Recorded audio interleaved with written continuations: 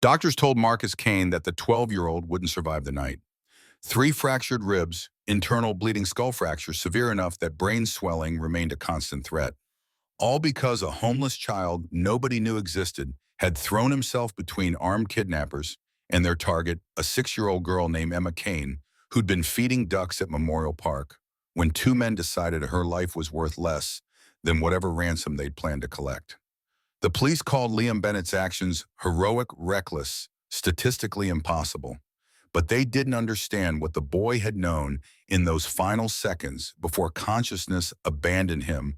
The leather vest Emma's father wore, the patches reading Iron Wolves MC President. Liam had saved a biker's daughter.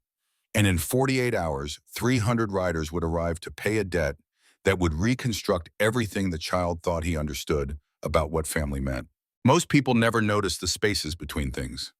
The gap beneath Henderson Bridge where concrete met riverbank. The shadow behind dumpsters and alleys that smelled like rotting produce and broken dreams. The corner of Memorial Park where streetlights didn't quite reach and bench slats had been worn smooth by decades of bodies seeking momentary rest. Liam Bennett had learned to inhabit those spaces with the expertise of someone whose survival depended on remaining unseen. At 12 years old, he'd become a ghost occupying the margins of Portland's daily rhythm, invisible by necessity rather than choice. His home sat tucked beneath Henderson Bridge on the east side where the Willamette River carved its path through the city and carried secrets nobody wanted to acknowledge. A flattened cardboard box served as mattress.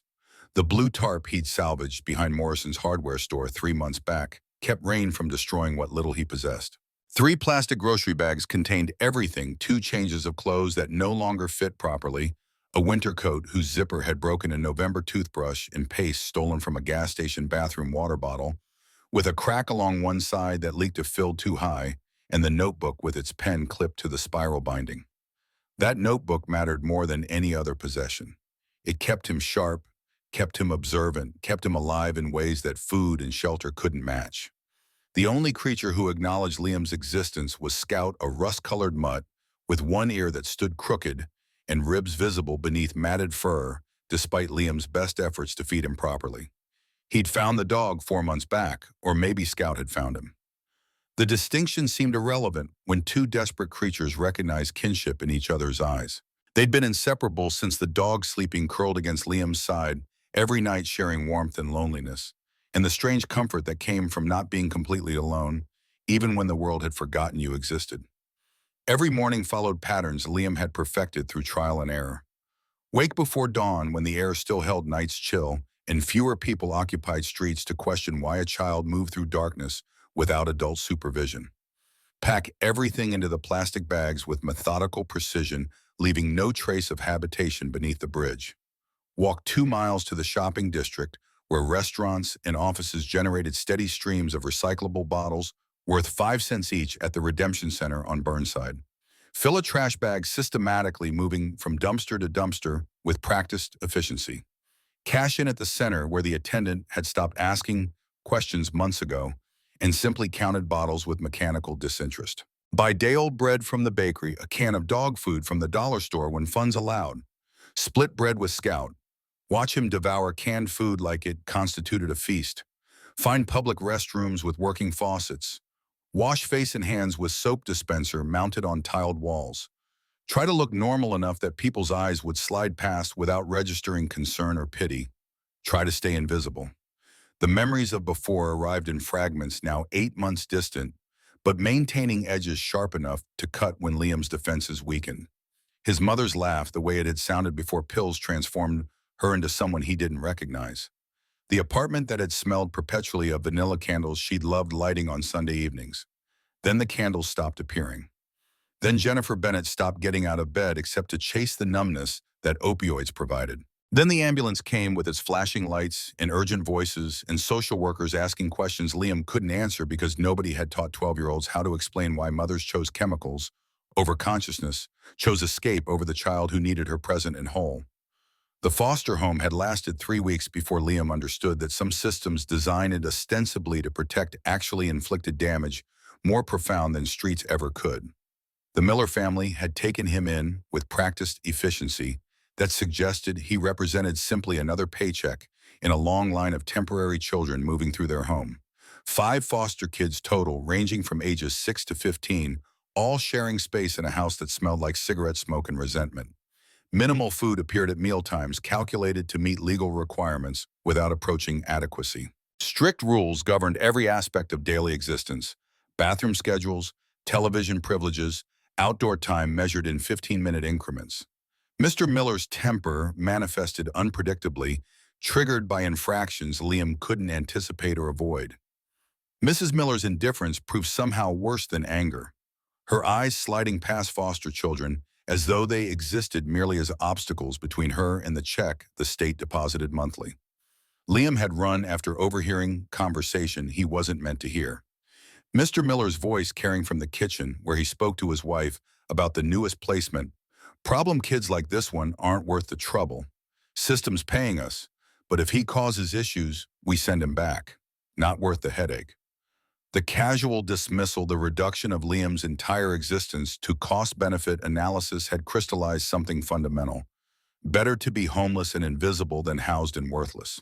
Better to make his own way than depend on adults who viewed him as burden, rather than child deserving basic dignity. Survival on streets had taught Liam lessons no classroom covered. The first week had been terrifying, hunger and cold, and fear forming constant companions. Finding Scout limping through that alley had saved them both, two damaged creatures recognizing mutual need. Together they'd learned routines and safe spots and the techniques required to remain beneath notice. Liam had developed his notebook habit as insurance, documenting threats in patterns and license plates of vehicles that appeared too frequently in locations where children gathered. The cataloging gave him illusion of control in life that had spun wildly beyond his ability to influence outcomes. 3 weeks ago, he'd noticed something that made instincts develop through months of hypervigilance, scream warnings he couldn't articulate, but knew better than to ignore. A white sedan, newer model windows tinted dark enough to obscure occupants. It had circled Memorial Park 3 times while Liam sat on his usual bench, sorting bottles by redemption value.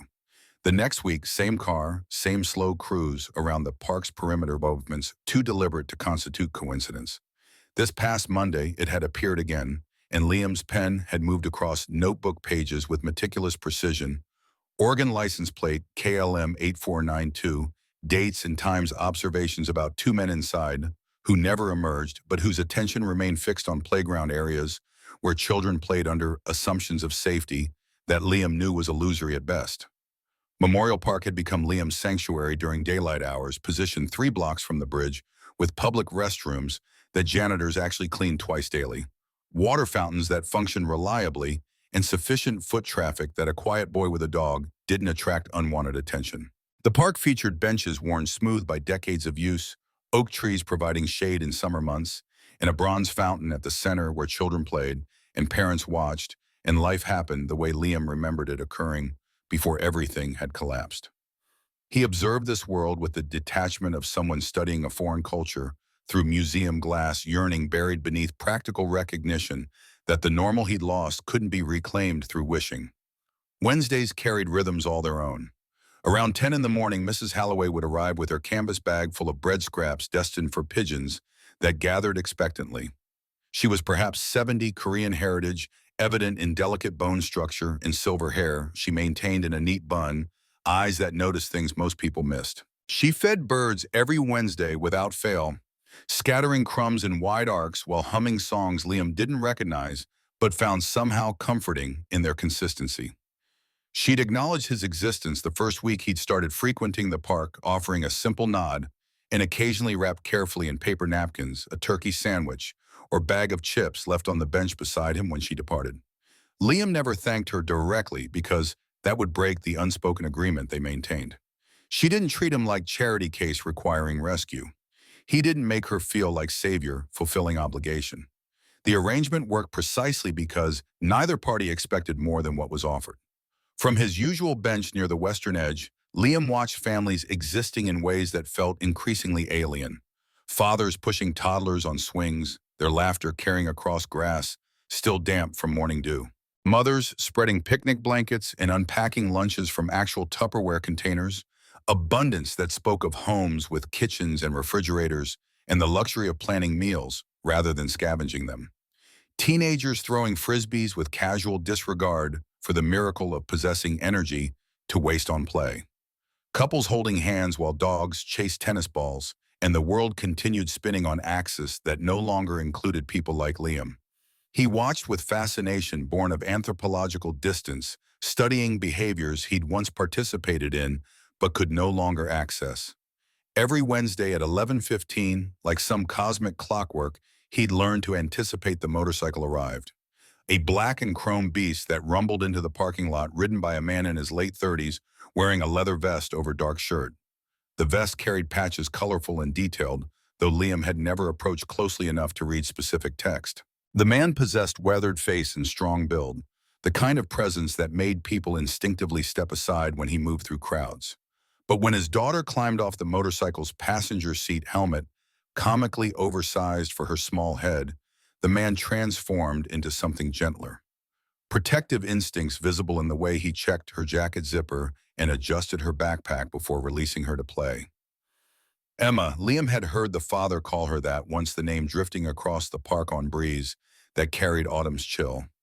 She appeared to be 6, maybe 7, with dark curls that bounced when she ran, and laughter that sounded like wind chimes responding to summer storms. Every Wednesday, she brought a paper bag filled with bread, pieces skipping to the fountain, where ducks gathered with expectations formed by routine, and she'd scatter food with unself-conscious joy that reminded Liam of who he'd been before life taught him that joy was luxury the vulnerable couldn't afford.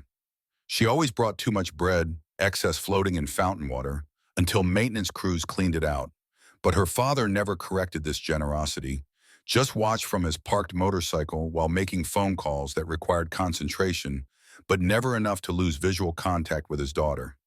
Today felt different in ways Liam couldn't initially articulate. The white sedan was back pulling into the parking lot 3 spaces from the motorcycle, and this time it didn't leave. It simply parked, engine idling, 2 shapes visible through tinted windows. Liam's hand moved automatically to his notebook pen, clicking open. Gaze shifting between the sedan and Emma, playing obliviously at the fountain 30 yards away. His pulse quickened as he followed sightlines and understood with certainty what the men were watching. Not the park generally, not the fountain as an architectural feature. Emma, specifically her movements, her isolation from her father, who stood 50 feet away, with phone pressed to his ear, back partially turned, while he dealt with whatever conversation demanded his full attention. Liam's internal voice began its familiar litany of survival wisdom, learned through hard experience. Not your problem. Invisible kids stay invisible by minding their own business. Getting involved means getting noticed, and getting noticed means getting hurt, or worse, getting sent back into a system that had already demonstrated its capacity for institutional cruelty. His fingers tightened on Scout's collar, the dog pressing closer, sensing distress that Liam couldn't hide despite years of practice maintaining emotional equilibrium. But even as his brain calculated risk and recommended the self-preservation that had kept him alive through 8 months of homelessness, something deeper was screaming warnings he couldn't ignore. Marcus Kane's phone call demanded more attention than he'd intended to give, while Emma played within eyesight. The club's attorney was explaining complications with city zoning that threatened the expansion project they'd been planning for 6 months, legal terminology that required concentration to parse properly. Marcus had walked 50 feet from his motorcycle toward the parking lot's edge for better cell reception position that still allowed him to see Emma at the fountain, but created distance he'd regret within minutes. He wasn't neglectful, wasn't careless, was simply a father attempting to balance the demands of running a 300-member motorcycle club with the desire to spend Wednesday mornings watching his daughter feed ducks, because these moments mattered more than any business decision ever could. The sedan's doors opened simultaneously, coordinated movement that spoke of practice and planning. 2 men emerged with casual deliberation designed not to attract attention, appearing simply as adults approaching the fountain for innocent reasons. Derek Walsh moved first, tall and athletic, with baseball cap pulled low enough to shadow features closing distance from Emma's left side, while his partner Brad Miller, shorter and stockier, with jacket inappropriate for the mild weather, approached from her right. They were triangulating, cutting off escape routes. She didn't know she needed closing in on a 6-year-old child who believed the world was fundamentally safe because her father had never given her reason to fear otherwise. Liam watched the pieces align with the same cold clarity that had kept him alive on streets where predators came in forms most people never anticipated.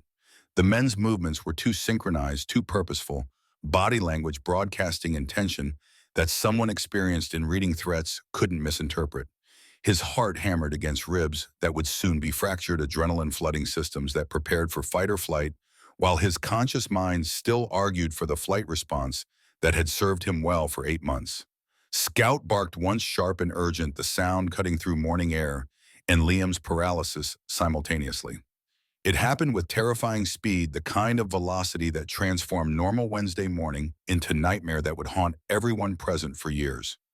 Derek's hand clamped over Emma's mouth before she could process danger or scream for help. Her paper bag dropped, scattering bread across concrete in pattern that looked almost artistic in its chaos. Her small body went rigid with shock that precedes terror, every muscle locking as instinct recognized predator, even if conscious thought couldn't yet comprehend what was happening. Brad grabbed her legs with practiced efficiency, lifting, and together they pivoted toward the sedan, moving quickly now, all pretense of casual behavior abandoned in favor of speed that would transport their target into vehicle before anyone could intervene. Emma's eyes went wide above Derek's palm, pupils dilated with fear that no child should experience, and her muffled cries were barely audible beneath the hand that sealed her mouth. They were dragging her, literally dragging a 6-year-old girl toward a vehicle whose license plate Liam had documented 3 times in his notebook, toward whatever fate awaited children unfortunate enough to be selected by predators who operated in daylight, because they understood that witnesses rarely possess courage to become participants in their own rescue narratives. Liam's internal voice reached crescendo pitch, screaming imperatives that contradicted everything experience had taught him. Run. Just run. This isn't your fight. You're 12 years old, 95 pounds, facing 2 grown men who outweigh you by over 100 pounds each. You can't stop them. This isn't your problem. Invisible kids survive by staying invisible, by avoiding situations where good intentions collide with harsh reality and produce only more trauma. Let someone else help. Let the father who's 50 feet away handle this. Let the system that's supposed to protect children do its job. Just run. But his legs weren't listening to survival instincts that had served him well for 8 months. His legs were already moving, carrying him forward, before conscious decision could override the deeper imperative that caring about others, helping those who couldn't help themselves, mattered more than personal safety. Scout's bark became continuous now, the dog understanding that Liam was charging into danger and unable to follow collar held by hand that had suddenly released it. Liam's throat opened, and sound emerged raw and desperate, and impossibly loud for someone who'd spent months making himself small and quiet. The words tore from him as his feet pounded across grass, then pavement, closing the distance between safety and catastrophe, with speed born of absolute certainty that doing nothing would cost something more precious than whatever injury awaited him. His voice carried across the park, cutting through ambient noise of traffic and conversation and normalcy. Hey, leave her alone. The collision, when it came, jarred every bone in Liam's frame, 95 pounds of desperate momentum crashing into Derek Walsh's 220-pound mass, with impact that physics suggested should have been completely ineffective. But surprise counted for something, and the angle Liam had chosen drove his shoulder into Derek's ribs at precise moment when the man's balance was compromised by holding a struggling child. Derek stumbled sideways, grip on Emma, loosening just enough that she twisted free, her scream finally breaking through to pierce the morning air with sound that would haunt Marcus Kane for the rest of his life. Emma ran small legs, pumping frantically toward her father, who dropped his phone and started sprinting, the moment her scream registered, face transforming into mask of rage and terror that Marcus would barely remember through the adrenaline that followed. She ran toward safety, toward survival, toward the father who'd been 50 feet away when 50 feet proved to be exactly the distance predators needed to create opportunity. She ran because a homeless boy nobody knew existed had thrown himself between evil and its intended victim without hesitation or calculation of personal cost. Brad Miller's hand closed on Liam's shoulder like a vice constructed of meat and bone, and rage at having their carefully planned abduction disrupted by interfering child who should have known better than to make himself visible. Liam felt himself yanked backward with force that lifted him partially off his feet, body twisted to face Derek, who'd recovered balance and whose expression carried nothing but cold calculation about what happened next to children who complicated operations that were supposed to proceed smoothly.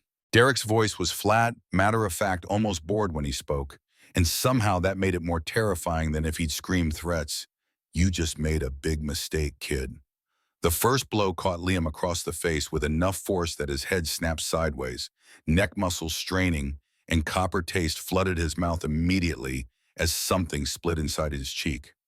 White stars sparked across his vision, pain blooming bright and immediate.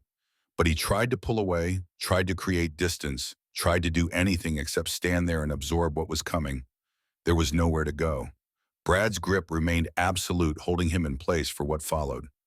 The second punch drove into his ribs, and Liam heard something crack inside his chest, with sound like green wood breaking sharp pain that meant something fundamental had broken in ways that wouldn't heal quickly. He couldn't breathe, suddenly couldn't think past the agony radiating from his torso, and his knees buckled without conscious decision to fall. He hit pavement hard palms, scraping across concrete that embedded gravel into skin, and the pain that had seemed overwhelming intensified as boots connected with his ribs, his back, his legs in methodical assault designed to inflict maximum damage efficiently. Professional. That was the word that would occur to Detective Morrison later when examining injuries. Professional beating delivered by someone who understood human anatomy well enough to know where kicks cause pain without necessarily killing immediately, though internal bleeding remained a very real possibility. Liam curled instinctively, trying to protect his head and stomach and anything vital, arms wrapped around skull, while his body absorbed impacts that would leave bruises lasting for weeks and fractures requiring months to heal properly. Scout was barking, snarling, lunging at the men, but unable to help 70 pounds of desperate canine fury against humans who'd learned long ago that dogs made noise, but rarely posed real threats to adults determined to cause harm. Liam's consciousness began fragmenting, reality breaking into disconnected pieces that his brain couldn't quite assemble into coherent narrative. Pain became everything: pressure where boots connected with flesh, the taste of blood. Emma's screams for her daddy, mixing with other voices, suddenly shouting, the distant rumble of motorcycle engines roaring to life, as Marcus's brothers, who'd been gathering for weekly meetup, realized something terrible was happening. Then the beating stopped as abruptly as it had begun. Liam heard running footsteps, car doors slamming, tires squealing against asphalt, as the sedan fled with Derek and Brad inside their planned abduction, disrupted, but their freedom maintained because getting caught mattered less than completing the job, and completing the job had become impossible the moment one 12-year-old decided that invisible didn't mean powerless. Voices surrounded Liam now, multiple voices shouting commands and questions and expressing concern in tones that registered more as noise than meaningful communication. Someone was checking his pulse, hands gentle, despite their size, voice deep and controlled, even as it carried urgency. "Stay with me, kid. Help's coming. Just stay with me." Liam forced his eyes open through swelling that was already closing them, vision swimming with tears and blood, and the distortion that came with skull fracture he didn't yet know he'd sustained. Above him, a face came into focus slowly, features resolving through the haze. Marcus Kane knelt beside him, leather vest visible even through Liam's failing vision, and the patches were finally close enough to read Iron Wolves MC President. The man's expression held controlled fury, mixed with something that looked like respect or maybe disbelief. Emotions warring across features that had seen violence but perhaps never witnessed courage, quite like what this homeless child had demonstrated. Behind Marcus, Emma stood crying but safe, alive, untouched, except for fear that therapy would eventually help her process. That was what mattered. Liam had bought her those crucial seconds. He'd made himself matter for once, even if the cost was everything. Liam's hand reached out weakly, fingers finding Scout's rust-colored fur where the dog had pressed close, whimpering with distress he couldn't articulate except through sound and proximity. Liam's voice emerged as barely a whisper, blood bubbling at his lips. "Good boy. Protect her." Then darkness rose up and claimed him with mercy that unconsciousness provided, pulling him down into depths where pain couldn't follow, and the question of whether he'd survived the night remained unanswered. Marcus caught something that had fallen from Liam's pocket during the beating, fingers closing around a notebook, whose pages fluttered in breeze that carried October's chill. He opened it automatically, attention divided between the injured child and whatever documentation this object contained, and his breath caught as pages revealed their contents. Sketches filled every available space.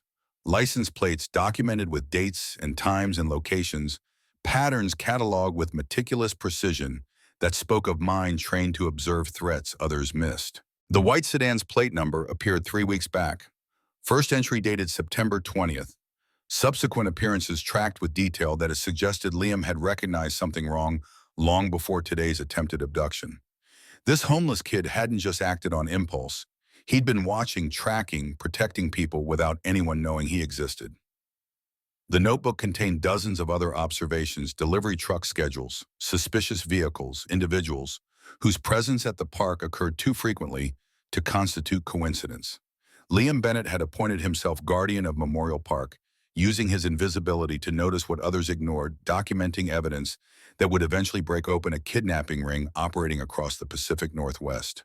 But nobody had known, nobody had seen him. Nobody had cared that a 12-year-old was trying to keep children safe when the systems designed for that purpose had failed so completely that homeless kids represented the last line of defense. Paramedics arrived with equipment in urgent voices, kneeling beside Liam to assess injuries that became more concerning with each measurement they took. Vitals unstable, internal bleeding, suspected based on abdominal rigidity, and blood pressure dropping faster than indicated simple bruising. They worked with efficient speed born of seeing trauma frequently enough that shock had been replaced by practiced competence, starting IV lines and stabilizing neck and loading Liam onto stretcher with movements that looked almost choreographed. Marcus stood back but couldn't leave watching as the child who'd saved his daughter was transported toward ambulance that would rush him to Oregon Medical Center, where surgeons would spend 6 hours repairing damage that should have killed him. Emma clung to Sarah Kane, who'd arrived within minutes of Marcus's frantic phone call, her small body shaking with aftershocks of trauma that hadn't yet processed into conscious understanding of what nearly happened. Her first words were questions that would echo through Marcus's mind for days. "The boy saved me, Daddy. Is he okay?" She refused to release her mother, hypervigilance, making her flinch at sounds and movements that previously wouldn't have registered, but she was alive, breathing safe. Because a child she'd never noticed, who'd been sitting on a bench 30 yards away for weeks while she fed ducks, had chosen action over survival when the moment demanded someone be brave enough to intervene. Detective Ray Morrison arrived as paramedics were loading Liam into the ambulance, his veteran cop's instincts immediately recognizing that this incident contained layers requiring investigation beyond simple assault. He took statements from Marcus from witnesses who'd seen portions of what occurred from other Iron Wolves members who'd been arriving for the weekly gathering when chaos erupted. He examined Liam's notebook with growing recognition of its value-turning pages that documented not just today's attempted abduction, but patterns stretching back weeks. His voice carried professional respect when he spoke to Marcus privately before the ambulance departed. This kid was tracking kidnappers for weeks. He saw the pattern nobody else noticed. This isn't random heroism. This is a child who'd been trying to protect people without anyone knowing he existed. The ambulance departed with lights flashing and sirens wailing, carrying Liam towards surgery that would determine whether courage proved fatal or merely life-altering. Marcus stood in Memorial Park's parking lot holding a blood-stained notebook, watching his daughter cling to his wife, processing emotions that ranged from relief to guilt, to a debt so profound he couldn't yet articulate its full weight. Tank had arrived the club's sergeant-at-arms, whose road name reflected both his physical presence and his reliability, and his expression asked questions Marcus hadn't yet formulated answers for. Marcus's voice when he spoke carried finality that brooked no argument. "Get the club together. Emergency meeting, tonight. Everyone who can attend."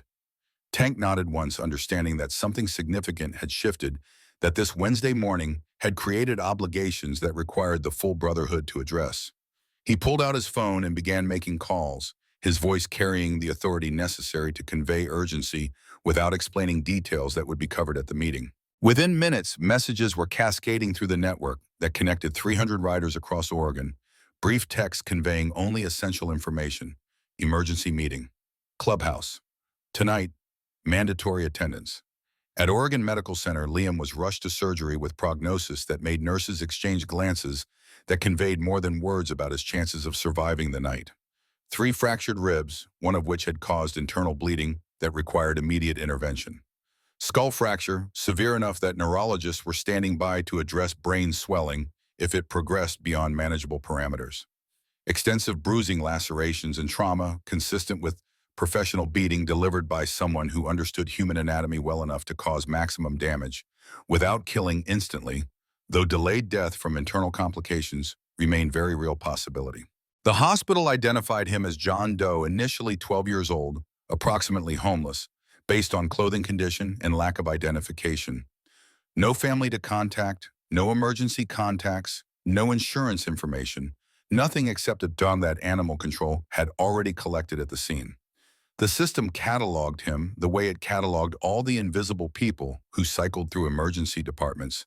Another statistic, another tragedy, another child the world had failed so completely that strangers proved his only hope for survival. Marcus remained in the hospital corridor outside surgery, pacing with restless energy that suggested a man accustomed to taking action, suddenly forced into passive waiting.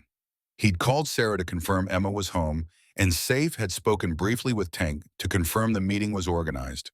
But mostly he paced and thought about the child who'd thrown himself at armed kidnappers to save a daughter he'd never met. The debt felt crushing in its weight, profound in its implications, demanding response that Marcus couldn't yet fully articulate, but knew with absolute certainty his club would honor. His phone rang with Detective Morrison's number, and Marcus answered immediately, desperate for information or distraction or anything that provided sense of progress, when everything felt frozen in amber of uncertainty. Morrison's voice carried weight that suggested news more complicated than simple updates about Liam's condition. We ran the sedan's plates, registered to a shell company, but we tracked it back through financial records. Derek Walsh, former Portland PD, forced out 5 years ago for excessive force complaints. It gets worse. He's connected to a string of child abductions across the Pacific Northwest. 7 cases in 3 states, all targeting children of high-value families. Your daughter wasn't random, Marcus. Walsh specializes in planned kidnappings. Someone gave him Emma's information. Marcus's blood ran cold, hand tightening on phone hard enough that plastic creaked beneath his grip. The implications cascaded through his mind with terrible clarity. This hadn't been opportunistic. Crime hadn't been random predator selecting vulnerable target. Emma had been marked research targeted specifically because someone with knowledge of Marcus's family and routines had provided intelligence to professional kidnappers. The question of who possessed both access and motivation to facilitate his daughter's abduction opened possibilities too disturbing to contemplate without evidence. Morrison continued, voice-carrying warning that made Marcus's jaw clench. Walsh has connections. His old captain, Richard Webb, is still on the force.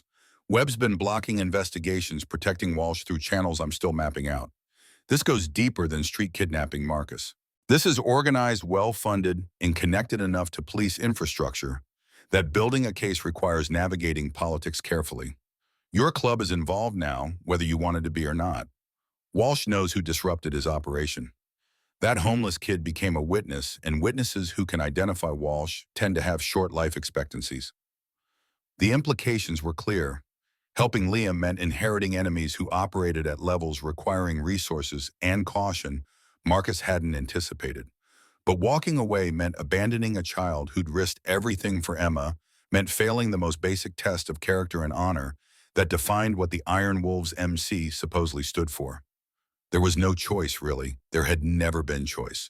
The debt existed and debts got paid regardless of complications. By 8 that evening, the Iron Wolves clubhouse was packed beyond capacity. 300 members squeezed into a converted warehouse that typically accommodated large gatherings comfortably, but now felt claustrophobic with bodies in tension. Chapters from across Oregon had sent representatives some driving hours to attend emergency meeting that had been called without explanation. Allied clubs had members present out of solidarity and curiosity, understanding that something significant had occurred to justify this level of mobilization.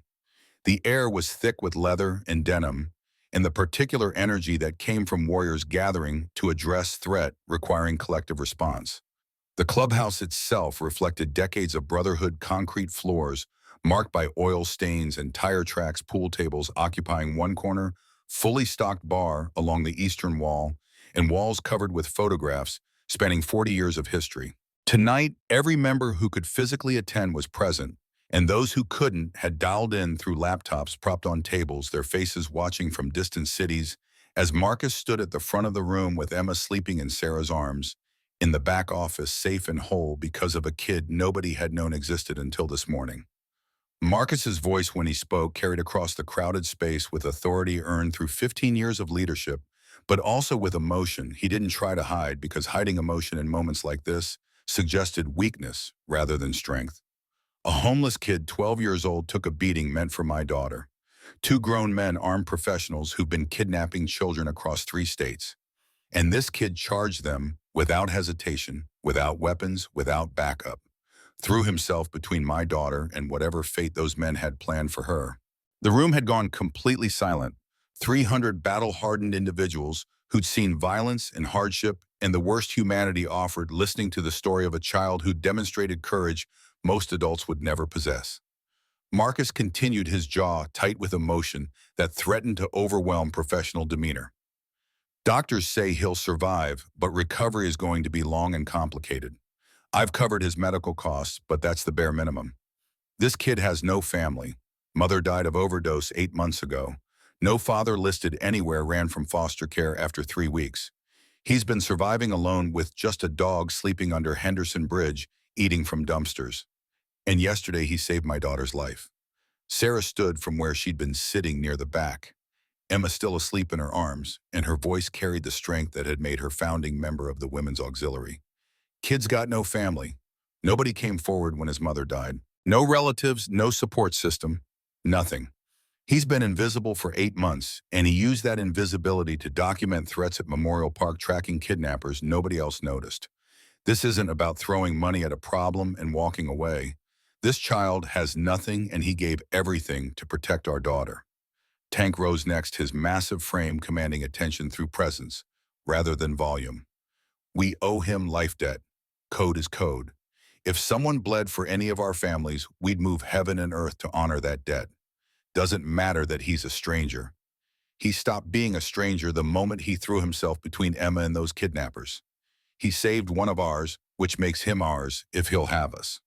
But the response wasn't uniformly supportive, and the debate that followed demonstrated the complexity beneath the Brotherhood's unified exterior. Ash, a younger member, barely into his 20s, raised concerns that others felt, but hesitated to voice. We're a motorcycle club, not a foster agency. Kid needs professionals, therapists, social services. We're not equipped to handle a traumatized 12-year-old. What happens when CPS starts asking questions about bikers taking custody of homeless minor? What happens when media decides this is exploitation instead of genuine help? His words generated murmurs of agreement from some corners, pragmatic considerations that couldn't be ignored even when urgency demanded action. But Cole Harrison, a veteran in his 50s who'd been homeless himself after returning from deployment 15 years ago, stood with expression that suggested he'd been waiting for this particular challenge. I was where that kid is now, came back from overseas with nothing, no job, no place, just me and nightmares that wouldn't stop. This club found me sleeping behind a grocery store and decided I mattered when the system had already written me off. They gave me work, gave me purpose, gave me family when I thought I'd lost the ability to connect with anyone. Cole's voice grew stronger, carrying conviction earned through lived experience. This is what we do. We protect our own. And anyone who bleeds for our family becomes family. That's not sentiment, that's code. The system failed this kid the same way it failed me. We don't get to walk away just because helping him is complicated. We show up when it matters, or nothing we claim to stand for means anything. The vote, when it came, reflected both the unity and the fractures within the Brotherhood. Marcus laid out the proposal clearly. The club would ride to the hospital when Liam was stable enough for visitors, demonstrate solidarity that couldn't be dismissed or ignored. They would provide protection, resources, support, whatever was needed to give a 12-year-old boy the childhood he'd been denied through circumstances beyond his control. The commitment would be comprehensive and long-term, not temporary charity that evaporated when inconvenience exceeded good intentions. 287 hands rose in favor, 13 opposed. The majority was overwhelming, but the dissent was visible, a reminder that even bonds forged through shared purpose could strain under pressure of decisions that demanded sacrifice without guarantee of positive outcome. Tank addressed those who'd voted against the motion with respect, that acknowledged their concerns while making club's position clear. You voted your conscience and that's respected. But once the vote passes, we stand united. This kid gets our full support, all of us. Anyone who can't commit to that needs to step aside now. Nods came from the dissenters, acknowledgement that disagreement about approach didn't negate loyalty to the club's collective decision. They would support Liam because the brotherhood had voted to support him, because unity mattered more than individual reservations, because sometimes you trusted your brother's judgment even when your own doubts persisted. After the meeting dispersed into smaller conversations and planning sessions, Tank pulled Marcus aside with expression that suggested news requiring privacy. Detective Morrison called while you were speaking. They found Walsh's license plate on traffic cameras heading south toward California border.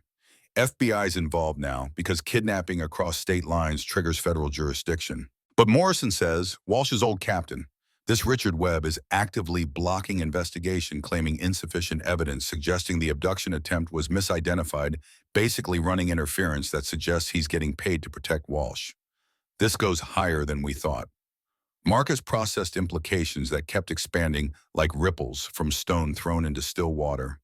Imama had been targeted by professional kidnappers, protected by corrupt police captain, saved by homeless boy, who was now himself a witness, capable of identifying Walsh, which meant threats extended beyond the immediate crisis into complications that would require sustained vigilance to address safely.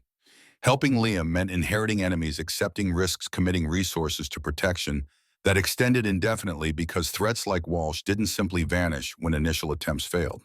But the alternative, walking away and leaving a 12-year-old to face those threats alone, wasn't acceptable to Marcus or to the club that had just voted overwhelmingly to honor the debt owed to a child who demonstrated courage none of them could dismiss as anything less than heroic.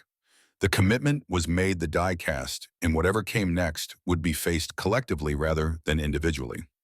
Marcus made one more phone call that night, scrolling through contacts to find Angela Torres, an attorney who'd worked with the club on various community initiatives and whose expertise in family law made her the logical choice for navigating the bureaucratic complexities ahead.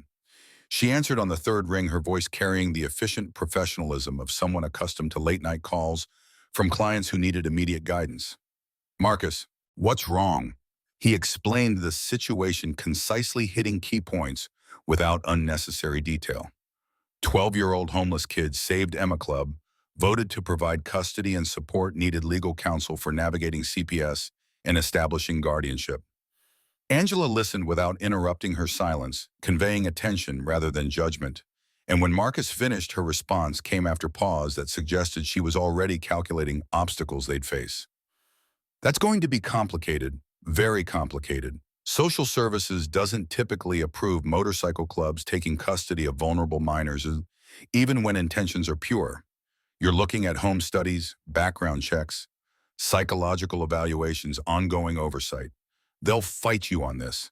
Marcus's voice carried determination that Angela knew well enough not to challenge. Then we fight back. Kid deserves family that shows up. We showed up. If the system wants to argue that's not good enough, we'll demonstrate why they're wrong. Angela's response was pragmatic but not discouraging. I'm in. We'll need to move carefully, document everything, prove you can provide stable environment. But if you're committed, we can make this work. I'll start filing paperwork tomorrow. First step is getting you cleared as emergency foster placement while Liam recovers. That buys us time to build a permanent case. At Oregon Medical Center, surgery was concluding after 6 hours of meticulous work repairing internal damage that would leave scars but shouldn't prove fatal if infection didn't complicate recovery. Liam remained unconscious, body preserved in medical coma, while swelling stabilized and systems recovered from trauma. Machines monitored vitals that remained concerning but showed improvement, gradual progress towards stability that doctors had doubted was achievable when he'd first arrived.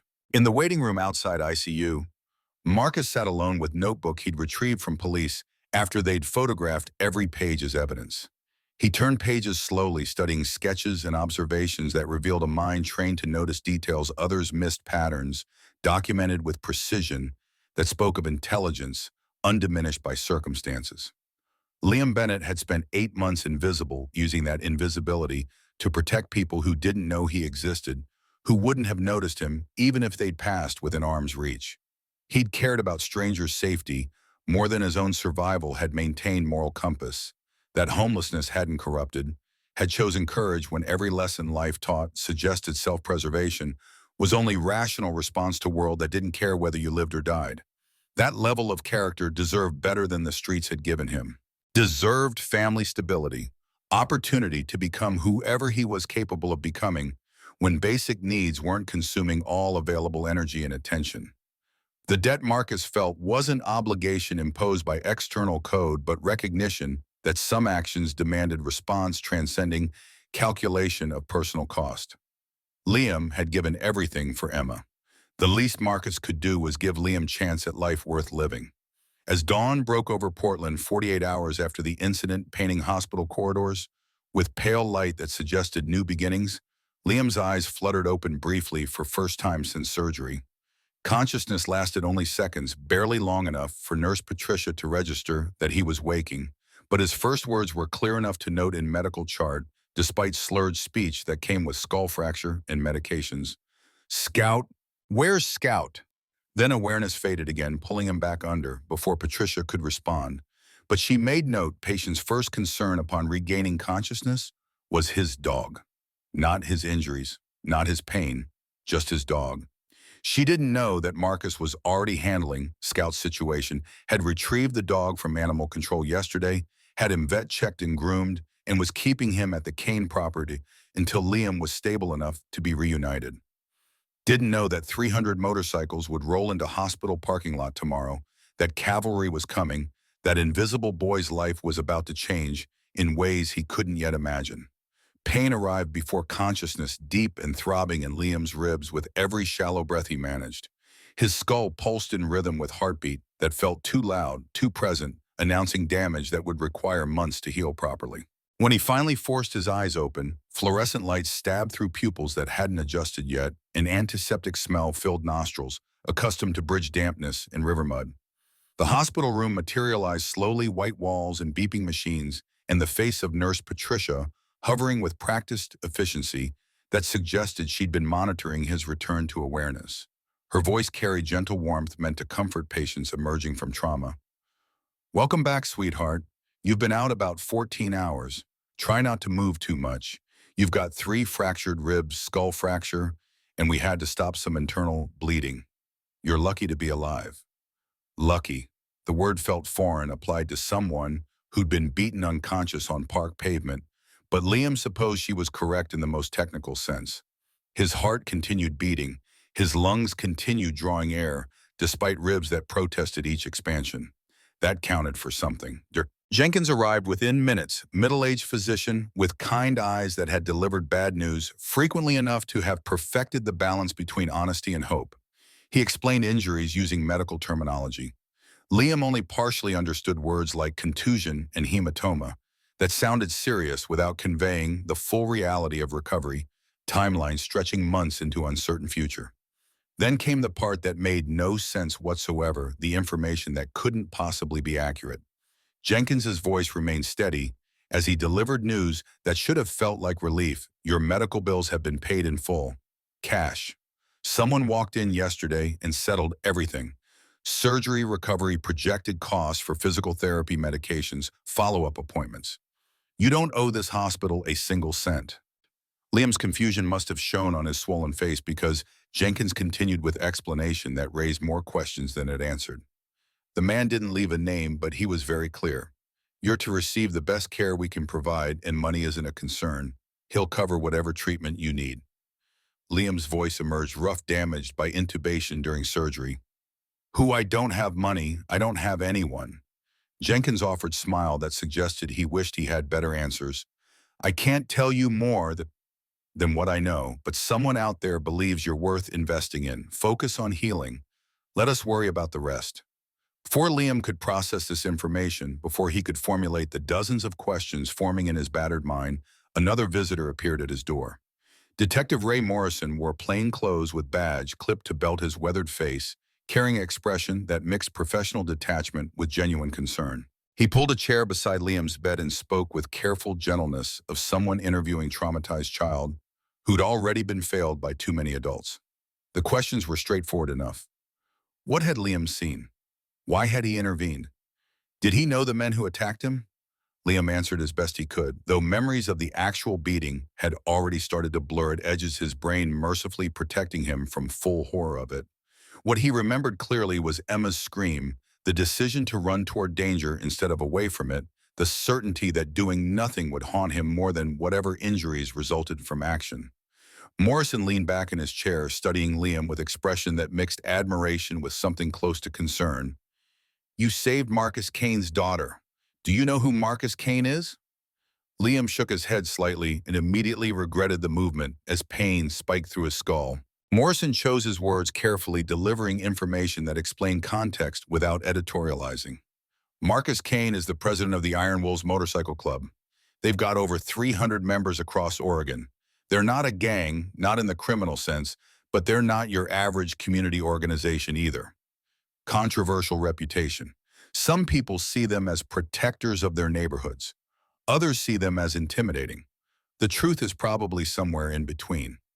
Morrison paused, ensuring Liam was following, despite exhaustion, pulling at consciousness. "Here's what you need to understand, kid. These aren't bad guys. I've worked with Marcus on community initiatives. He's helped us with neighborhood watch programs, youth mentorship, things like that. But they're not simple either. They live by their own code, loyalty, brotherhood, protection of their own. And right now they feel they owe you. That's complicated. It means they're going to want to help you, probably in ways that are overwhelming.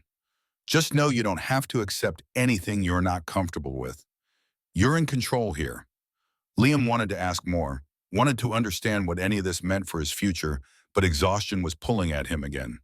Morrison seemed to sense this and stood to leave. Just before reaching the door, he turned back with expression that conveyed respect earned rather than given. "For what it's worth, what you did was incredibly brave. Incredibly stupid, but incredibly brave. That little girl is alive because of you." After Morrison left, Patricia returned to check vitals. As she adjusted his pillow, she spoke quietly, almost conspiratorially. "There's been someone outside your room every single hour since you arrived, taking shifts. They won't leave. Security tried to make them go, but they're not causing trouble. Just sitting in the hallway waiting." She glanced towards the door, her voice dropping even lower. "I've never seen anything like it. Bikers rotating guard duty for a kid they don't know. Whatever you did, it mattered to them." Liam's eyes followed her gaze to the small window in his hospital room door. He couldn't see anyone from his angle, but he could sense presence beyond it, someone watching, someone waiting. Someone who felt they owed debt to a 12-year-old homeless kid who'd been invisible his entire life until one impossible moment changed everything. 24 hours after the incident, Liam lay in his hospital bed in that strange state between sleep and waking, his body finally beginning to heal enough that pain had dulled to constant ache rather than sharp agony. Morning light filtered through blinds, casting stripes across white sheets that smelled like industrial laundry detergent. The room was quiet except for rhythmic beeping of monitors and distant sounds of hospital coming to life with day shift. Then he heard it, distant at first, so faint he thought he might be imagining it. The low rumble of an engine, then another, then another. The sound grew, building like approaching thunder, deep mechanical growl that seemed to vibrate through the hospital's foundation. Liam's eyes opened fully, brow furrowing in confusion as the sound kept growing, multiplying until it wasn't just loud but overwhelming, a wall of noise that had nurses abandoning their stations and rushing to windows. From his bed, Liam couldn't see the parking lot, but he could hear commotion in the hallway, excited voices, nervous voices, someone saying, "Oh my wait, over in East. The sound of running footsies as security personnel mobilized. And beneath it all, that incredible rolling thunder of what had to be dozens, no hundreds of motorcycle engines, all arriving at once in perfectly orchestrated formation. 300 motorcycles pulled into Oregon Medical Center's parking lot in display, that would be talked about for years to come. They arrived in organized waves, chapter by chapter, the Iron Wolves MC leading the procession with Marcus Kane at the front. But they weren't alone. Allied clubs from across Oregon had shown up in solidarity. Devil's Advocates Road, Saints Thunder Ridge, their own colors and patches representing network of brotherhood that spanned hundreds of miles. The bikes gleamed in morning sun chrome and paint and leather, ridden by men and women who'd taken time off work, driven hours united for single purpose, to honor debt owed to a 12-year-old kid who'd saved one of their own. Hospital security didn't know what to do with 300 bikers assembling peacefully in their parking lot. They called police immediately, voices tight with anxiety, expecting trouble, expecting violence, expecting something to go terribly wrong. But when police arrived with sirens silent out of respect for hospital environment, they found something entirely different. The bikers had organized themselves in neat rows, military precision that suggested discipline rather than chaos. They weren't revving engines or causing disturbances. They were just there, standing beside their motorcycles, waiting with patient determination that comes from people who understand power of solidarity.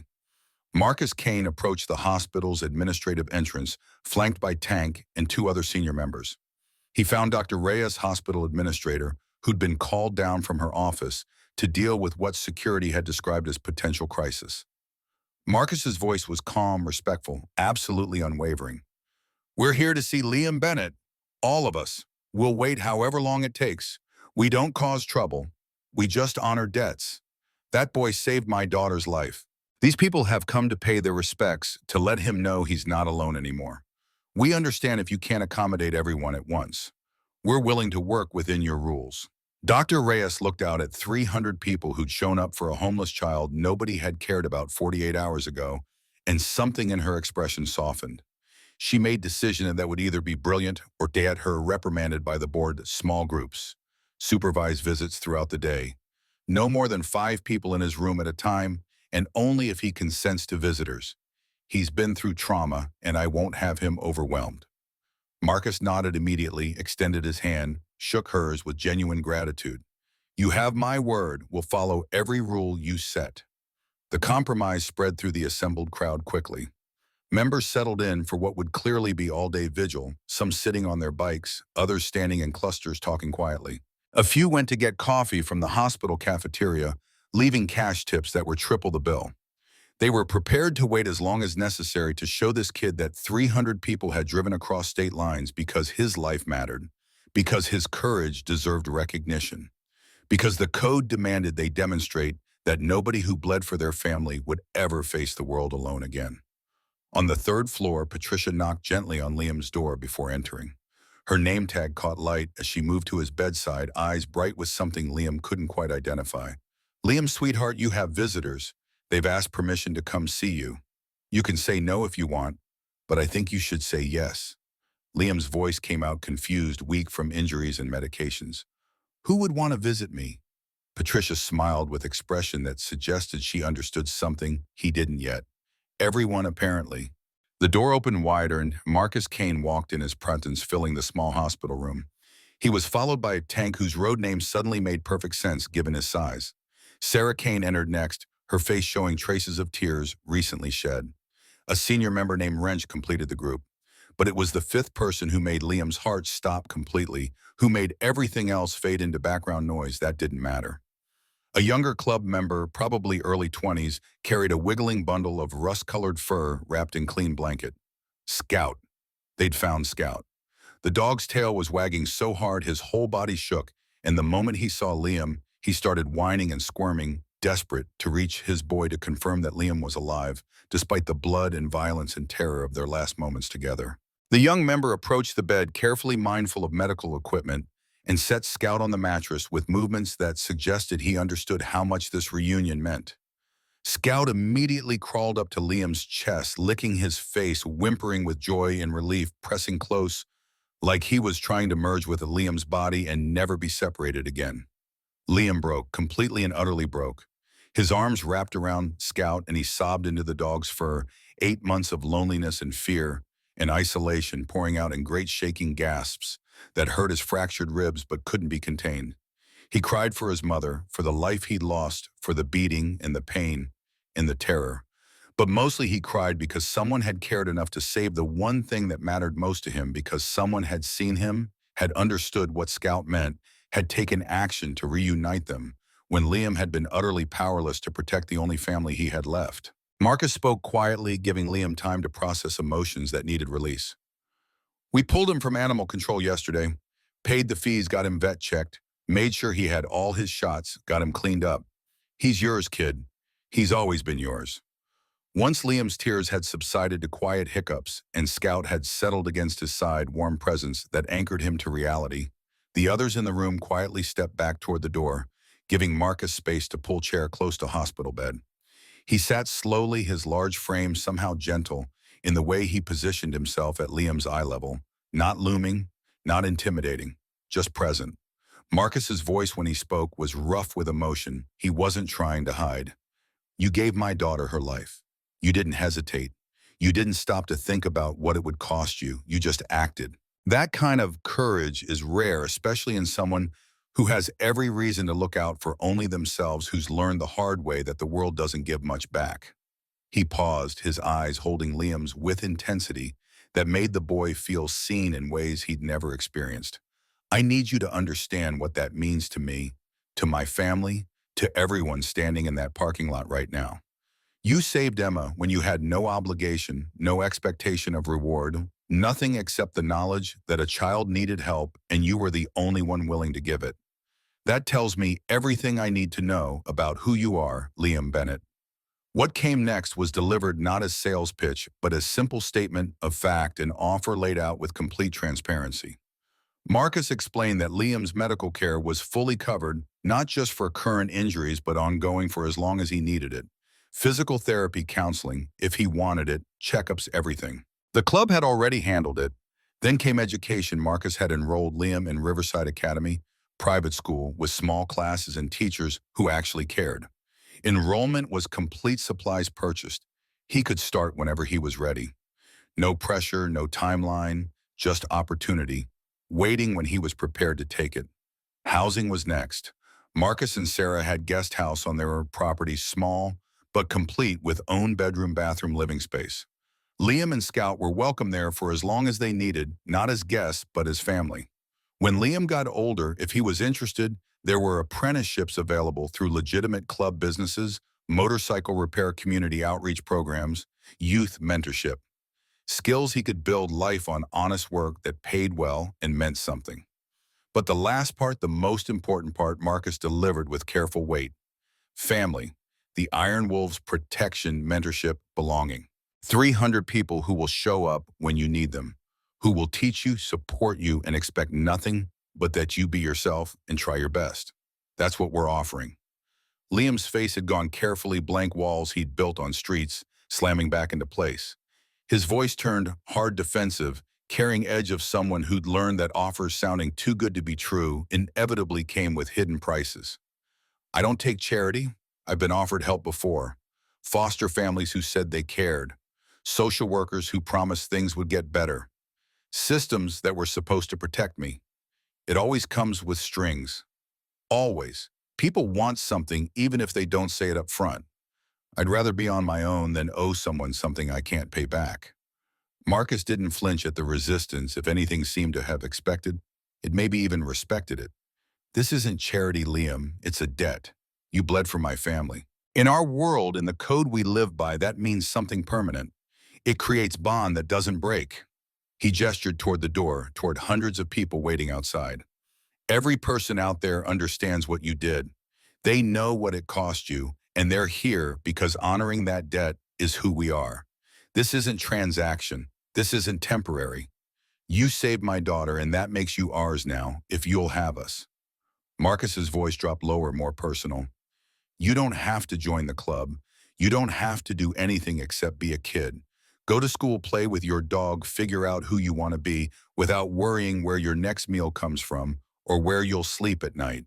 Let people care about you. Learn what it feels like to be part of something. And if you want to walk away when you're 18, you can. No strings, no guilt, no debt collected. Just let us help until then.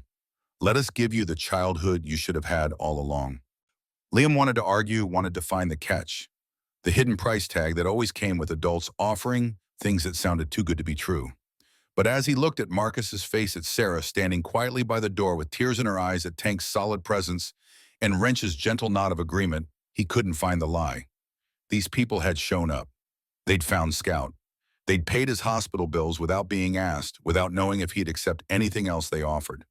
They'd done all of it before ever having this conversation, before knowing if their investment would be acknowledged or reciprocated.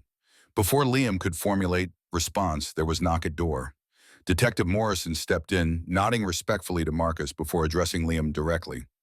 I'm sorry to interrupt, but I thought you'd want to know this immediately. Your notebook, the one with all those license plate observations, it became critical evidence. We used it to track the pattern of that white sedan and connected it to 6 other attempted abductions over the past month. This morning, we executed warrants that led to 7 arrests and the recovery of 4 children who had been taken. Full kidnapping ring, Liam. We brought it down because you were paying attention when nobody else was. The room went absolutely silent. Liam stared at the detective, unable to process what he was hearing. 4 children, 4 kids who were alive, who were going home to their families because he'd sketched license plates in notebook while sitting alone in park, trying to stay ahead of threats nobody else noticed or cared about. Morrison continued, his voice filled with genuine respect. You've been protecting people without even knowing it, kid. Maybe it's time someone protected you. After Morrison left, Marcus spoke again, his words landing with weight of absolute truth. You're not invisible anymore, Liam. You never should have been. And if you let us, we'll make sure you never have to be again. Liam looked down at Scout, felt warm weight of dog pressed against ribs that would heal but would always carry a reminder of this moment.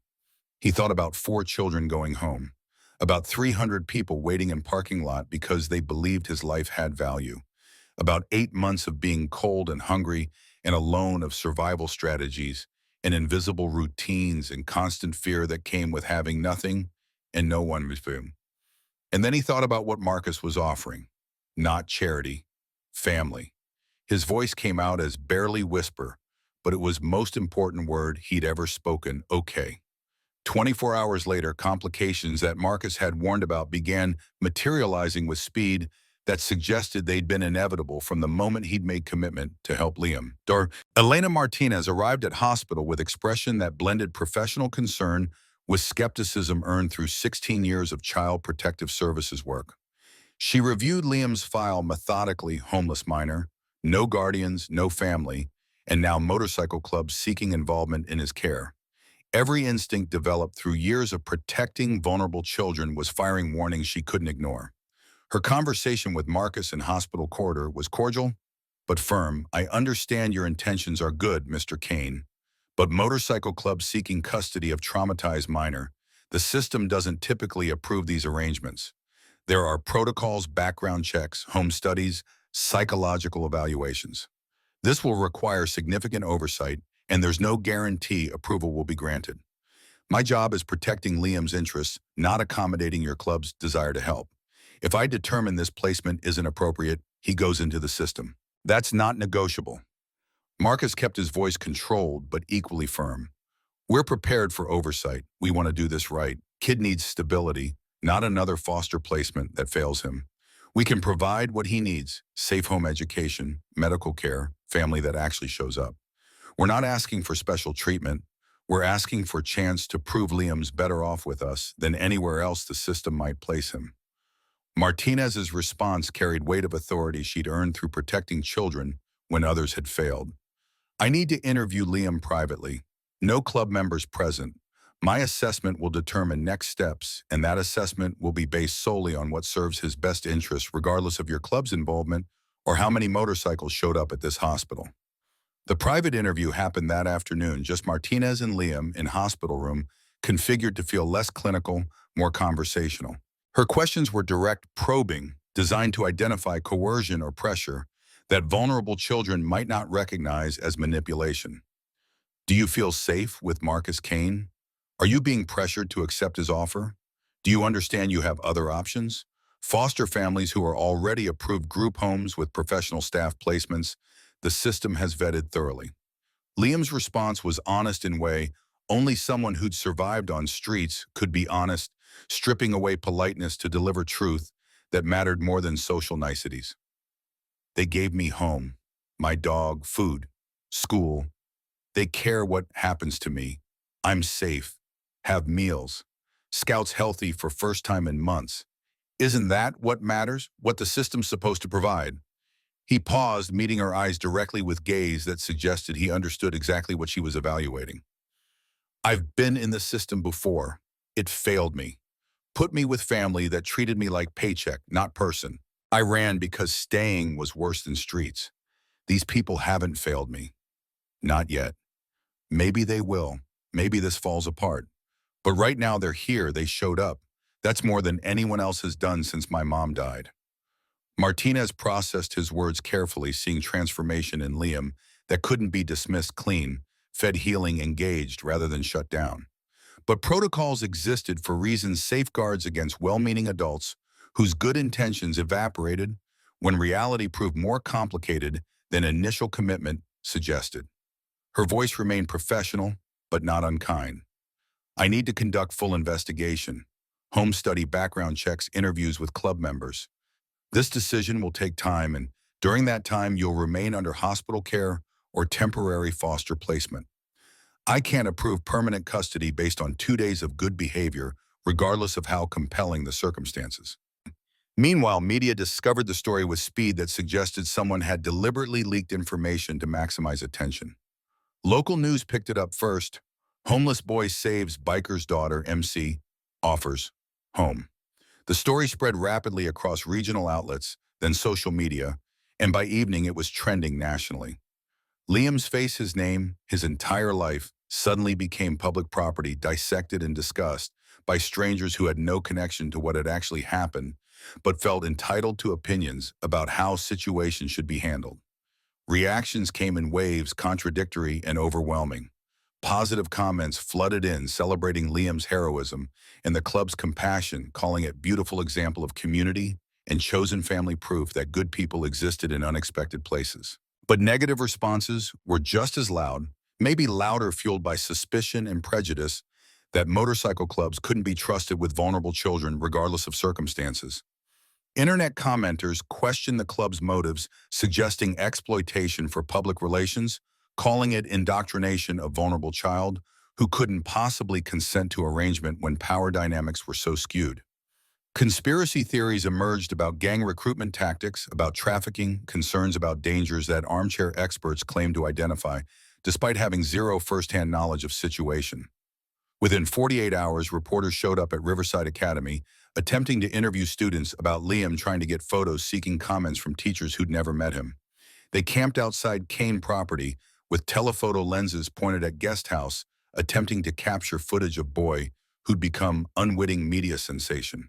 Owen, who'd spent 8 months perfecting invisibility to survive, suddenly couldn't escape visibility, no matter how desperately he wanted to retreat into anonymity that had once felt like prison, but now seemed like sanctuary compared to exposure that made every moment feel invaded. The breaking point came when social services received anonymous complaint about gang involvement with minor potential danger to child's well-being. Formal investigation was opened. Elena Martinez was assigned not just to conduct home study, but to determine whether placement with Kane family constituted appropriate environment or represented risk requiring immediate intervention. Same system that had failed to protect Liam when he was homeless, that had placed him with foster family, that treated him like burden, was now threatening first stable home he'd had in almost a year. The club's response was immediate and coordinated, demonstrating organizational capacity that skeptics claimed didn't exist within motorcycle culture. Marcus hired Angela Torres, attorney specializing in family law, who'd worked with Iron Wolves on legitimate community initiatives and whose expertise would be essential for navigating bureaucratic complexities ahead. She handled all media inquiries, issued statements, setting firm boundaries, made clear that Liam was minor, whose privacy would be protected by any legal means necessary. Club members, without being asked, created privacy perimeter around Kane property and Riverside Academy, not threatening, not illegal, just present, making sure reporters couldn't get close enough to a harassed child who'd already endured more trauma than most adults faced in lifetime. Marcus sat down with Liam in guest house one evening after a particularly difficult day where three different journalists had tried to approach him despite school security. His voice was steady, serious, carrying protective instinct that had become increasingly paternal. You don't owe anyone your story, not reporters, not the internet, not people who think they know what's best for you without ever having met you. This is your life, not their headline. We'll protect your privacy as much as legally can. And if you want to speak out, that's your choice too. But it has to be your choice, not because you feel pressured or obligated.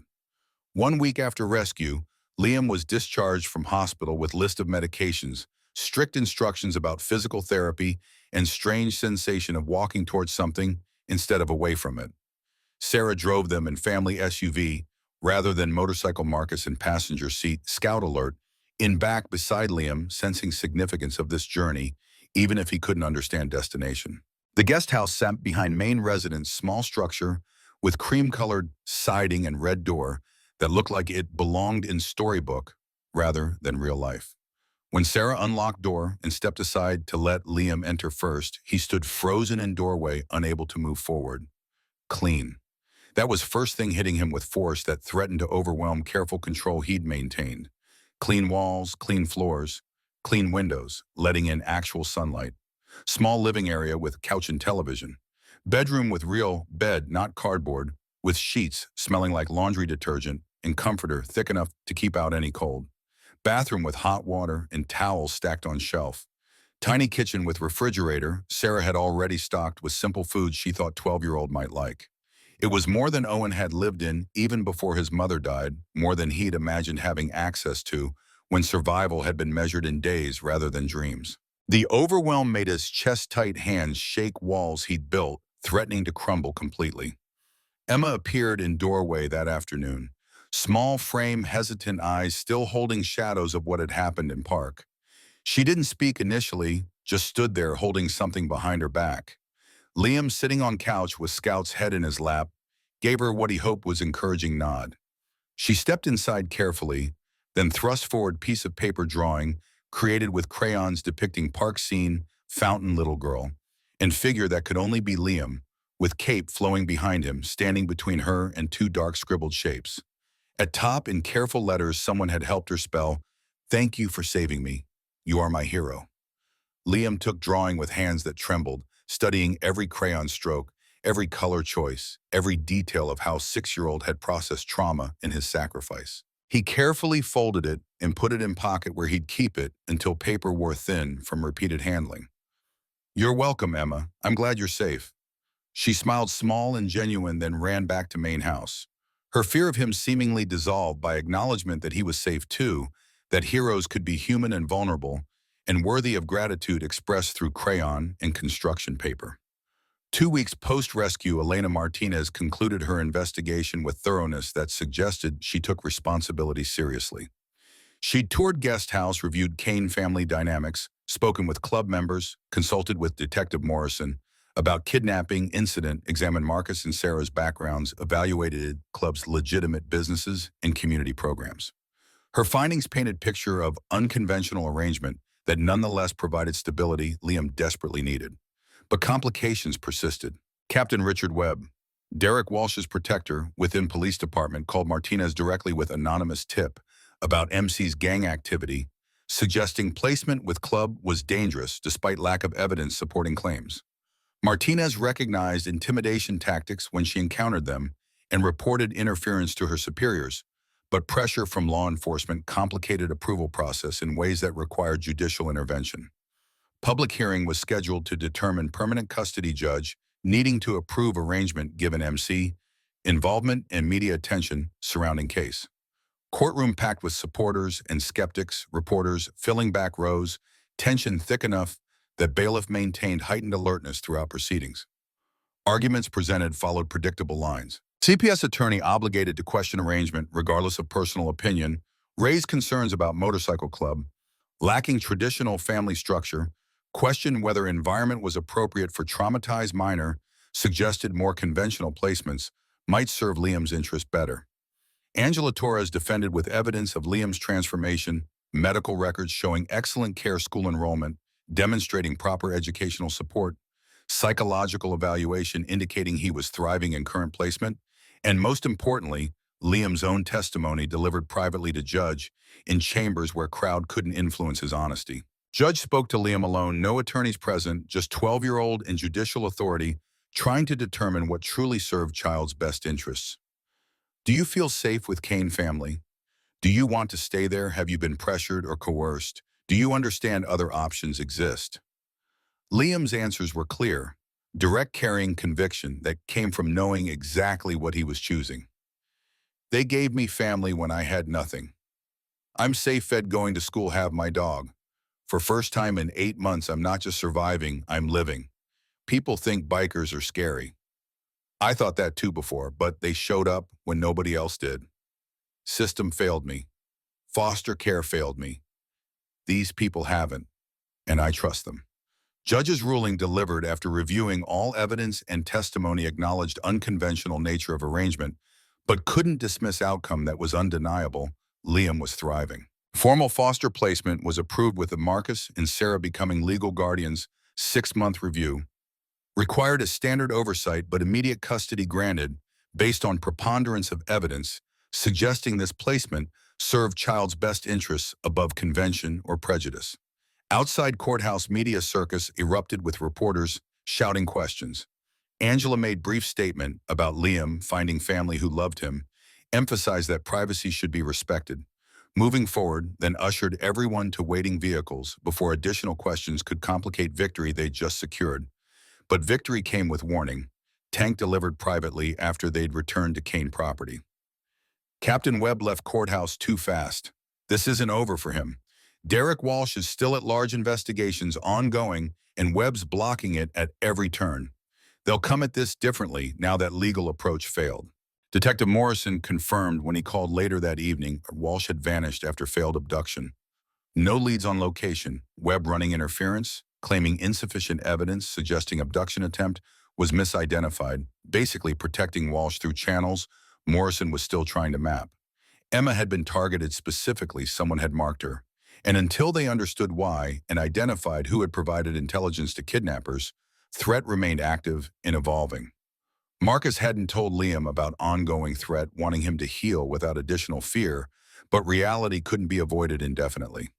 That evening in guest house, when Liam confronted him about increased security and private phone calls, and Sarah's worried glances, Marcus made decision that honesty, even uncomfortable honesty, mattered more than temporary comfort built on incomplete information. Marcus explained carefully, age-appropriate version that didn't minimize danger but didn't traumatize unnecessarily. Derek Walsh, the man who tried to take Emma, is still out there. He targeted her specifically. We don't know why yet. Until we find him, we're being careful. You're safe, Emma's safe. But we're watchful, and that's why you're seeing club members around more frequently. Liam's fear returned immediately, child's logic suggesting solution that seemed obvious. I brought danger to you by saving her. Maybe I should go keep you safe by leaving. Marcus's response was fierce, protective, leaving no room for misunderstanding. No, you're not going anywhere. You didn't bring danger. You stopped it. We protect our own, and you're ours now. Whatever threat exists, we face it together. That's not negotiable. Sarah joined them, her voice carrying equal conviction. Family means staying when it's hard. You stayed when Emma needed you. We stay now that you need us. That's how this works. Liam's transformation moment came then, realization dawning that family meant standing together rather than isolating to protect others. That strength came from unity rather than solitary burden-bearing. His voice was quiet but certain. Okay, together then.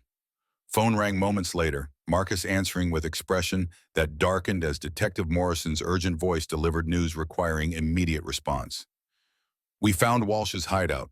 You need to see this. It's worse than we thought. Much worse. At Walsh's abandoned warehouse, Morrison showed Marcus photographs and evidence that transformed their understanding of threat they faced.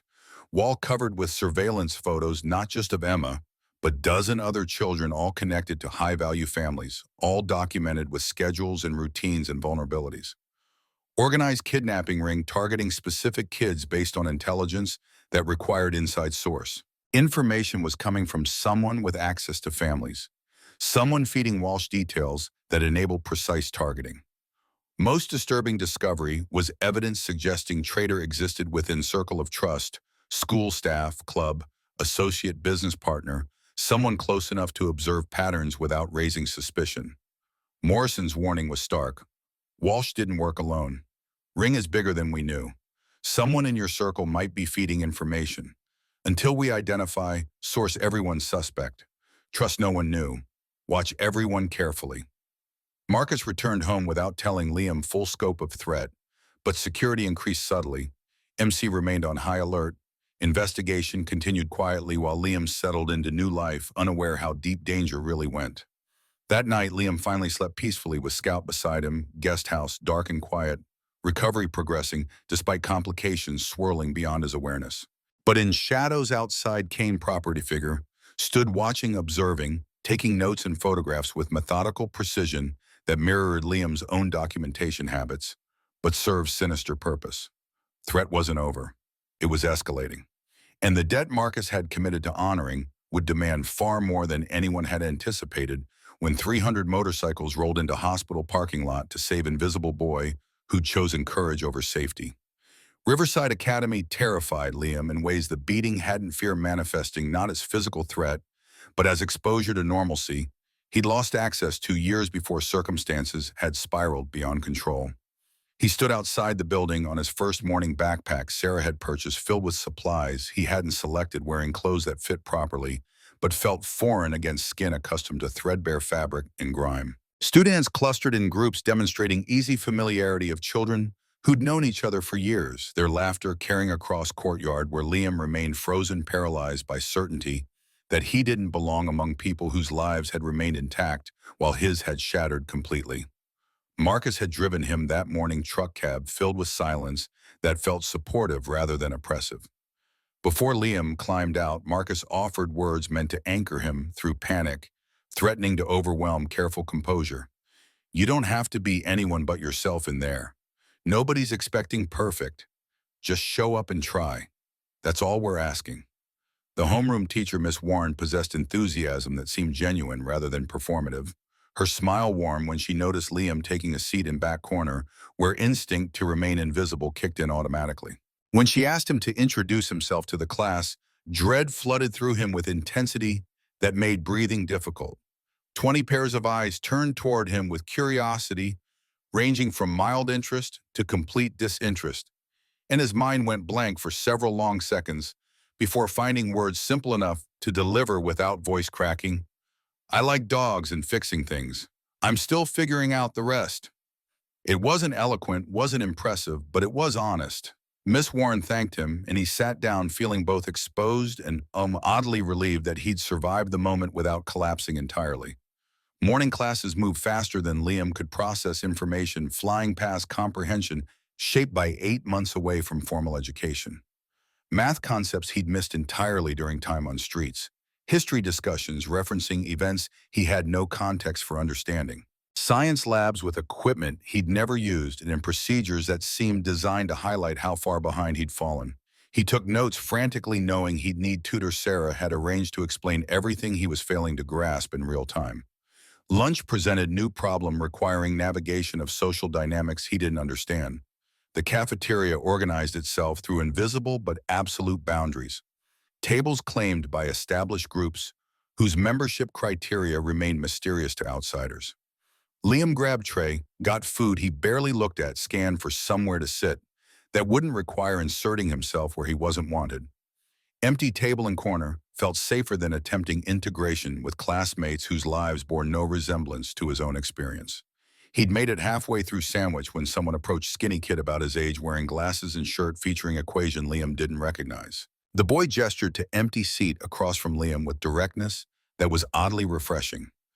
You're the kid the bikers brought, right? Word travels fast in school this eyes. I'm Danny. Liam tensed, unsure where this was heading, but nodded slowly. Danny continued without apparent judgment. That's pretty cool, honestly. Also, you look like you needed table. My friends and I sit over there if you want to join us. We're mostly science nerds and book people. Not exactly popular crowd, but we don't bite. Something about Danny's matter-of-fact honesty, the lack of pity or excessive curiosity made Liam's decision easy. Yeah, okay, thanks. He followed Danny to nearby table where three other kids sat engaged in animated debate about programming languages. Introductions happened quickly, questions asked were normal things rather than interrogation about trauma. What classes was he taking? Had he seen latest Marvel movie? Did he play video games? Normal conversation treating him like regular kid rather than charity case or spectacle.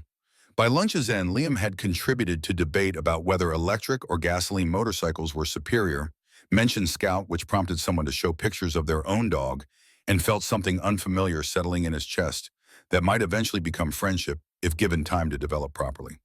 But adjustment wasn't smooth trajectory toward healing. Nightmares intensified during second week. Liam waking gasping with phantom pain in ribs and taste of blood in mouth that wasn't actually there. Derek Walsh's face materialized in dreams with clarity that consciousness couldn't maintain, boots connecting with vulnerable flesh. Emma's screams mixing with sounds Liam's memory had manufactured to fill gaps trauma had created. Marcus heard him through walls separating guest house from main residence, would come sit outside without intruding, presence alone, helping more than words could have accomplished. 3 weeks after moving in, Liam received first real homework assignment requiring essay about personal hero. The irony wasn't lost on him, classmates probably writing about firefighters or athletes, while Liam had become public symbol of heroism he didn't feel qualified to represent. He stared at blank page for 2 hours before Scout's wet nose, nudging his hand, broke paralysis enough to start writing about Mrs. Holloway, elderly woman, who'd fed him sandwiches without making him feel like burden requiring rescue. Miss Warren's comments praised his choice of everyday hero rather than obvious selection noted. His writing showed unusual emotional depth. For 12-year-olds suggested he continue developing observational skills that clearly came naturally. Meanwhile, Detective Morrison's investigation had progressed through painstaking evidence collection that couldn't be rushed despite urgency driving everyone involved. Walsh's warehouse had yielded treasure trove of documentation, surveillance photos, detailed schedules, notes about security vulnerabilities, financial records, showing payments from shell companies that required forensic accounting to trace. But critical breakthrough came from unexpected source when Morrison cross-referenced license plates photographed at Walsh's warehouse with traffic camera footage from various locations where targeted families lived and worked. One plate appeared with frequency that couldn't be coincidence. Silver Honda registered to administrative assistant named Patricia Chen, who worked at Riverside Academy. Further investigation revealed Chen's financial records showed irregular deposits totaling $40,000 over 6-month period payments that coincided exactly with Walsh's kidnapping attempts. Phone records confirmed regular contact between Chen and burner phone traced to Walsh's known locations. The inside source had been identified, but arresting her prematurely would alert Walsh to investigation's progress and potentially cause him to vanish permanently. Morrison coordinated with FBI to set trap, allowing Chen to believe her role remained undiscovered while monitoring all communication for indication of Walsh's current location. The waiting required patience that felt excruciating when threat remained active and children stayed vulnerable, but methodical approach proved necessary when Chen finally received text indicating Walsh planned to make another attempt, this time targeting state senator's daughter attending private school in Eugene. Coordinated raid happened at dawn 2 weeks later. Simultaneous arrests of Walsh in Eugene and Chen at her Portland apartment, 7 additional conspirators identified through financial records and phone data, entire kidnapping ring dismantled an operation that recovered evidence linking them to 14 attempted abductions across Pacific Northwest over 18-month period. Walsh's interrogation revealed network funded by wealthy individuals willing to pay premium for children they believed could be ransomed, or worse, trafficking operation masked as kidnapping ring to obscure true scope of criminality involved. Captain Webb's involvement emerged during interrogation when Walsh, facing federal charges carrying life sentences, offered cooperation in exchange for reduced sentence. Webb had been receiving payments to block investigations, redirect resources, destroy evidence that would have stopped Walsh months earlier if corruption hadn't protected operation at institutional level. Internal Affairs opened investigation that would eventually result in Webb's termination and federal prosecution, but vindication came too late for families whose children had been taken while police captain prioritized personal profit over public safety. Marcus learned details through Morrison's carefully worded briefing that acknowledged how close Emma had come to being Walsh's next successful abduction. If Liam hadn't intervened, if that notebook hadn't documented the pattern, if anything had gone differently that morning, we might never have stopped them. Kids saved more than just your daughter. He saved every child Walsh would have taken afterward. The statement should have brought closure, but Marcus found himself processing guilt that Emma had been targeted at all, that his role as MC president had made her valuable commodity in eyes of criminals who viewed children as assets rather than human beings deserving protection. Sarah found him in garage late that night, working on motorcycle with intensity that suggested he was trying to outrun thoughts he couldn't escape. You can't blame yourself for what almost happened. You can only be grateful for what Liam prevented. He's part of our family now. That's what matters. 6-month review with Dr. Martinez, approached with less anxiety than initial custody hearing, had generated transformation in Liam being undeniable to anyone observing objectively. She conducted interview at Kane property rather than sterile office, noting immediately how Liam had gained weight that suggested regular meals, how his posture had shifted from defensive crouch to something approaching normal adolescent confidence, how Scout followed him with trust that traumatized dog wouldn't show if environment contained ongoing threats. Her questions focused on practical matters rather than theoretical concerns. Was Liam attending school consistently? Yes. Perfect attendance since enrollment. Were grades improving? Yes, tutoring had brought him from remedial level to grade-appropriate performance in most subjects. Was he participating in therapy?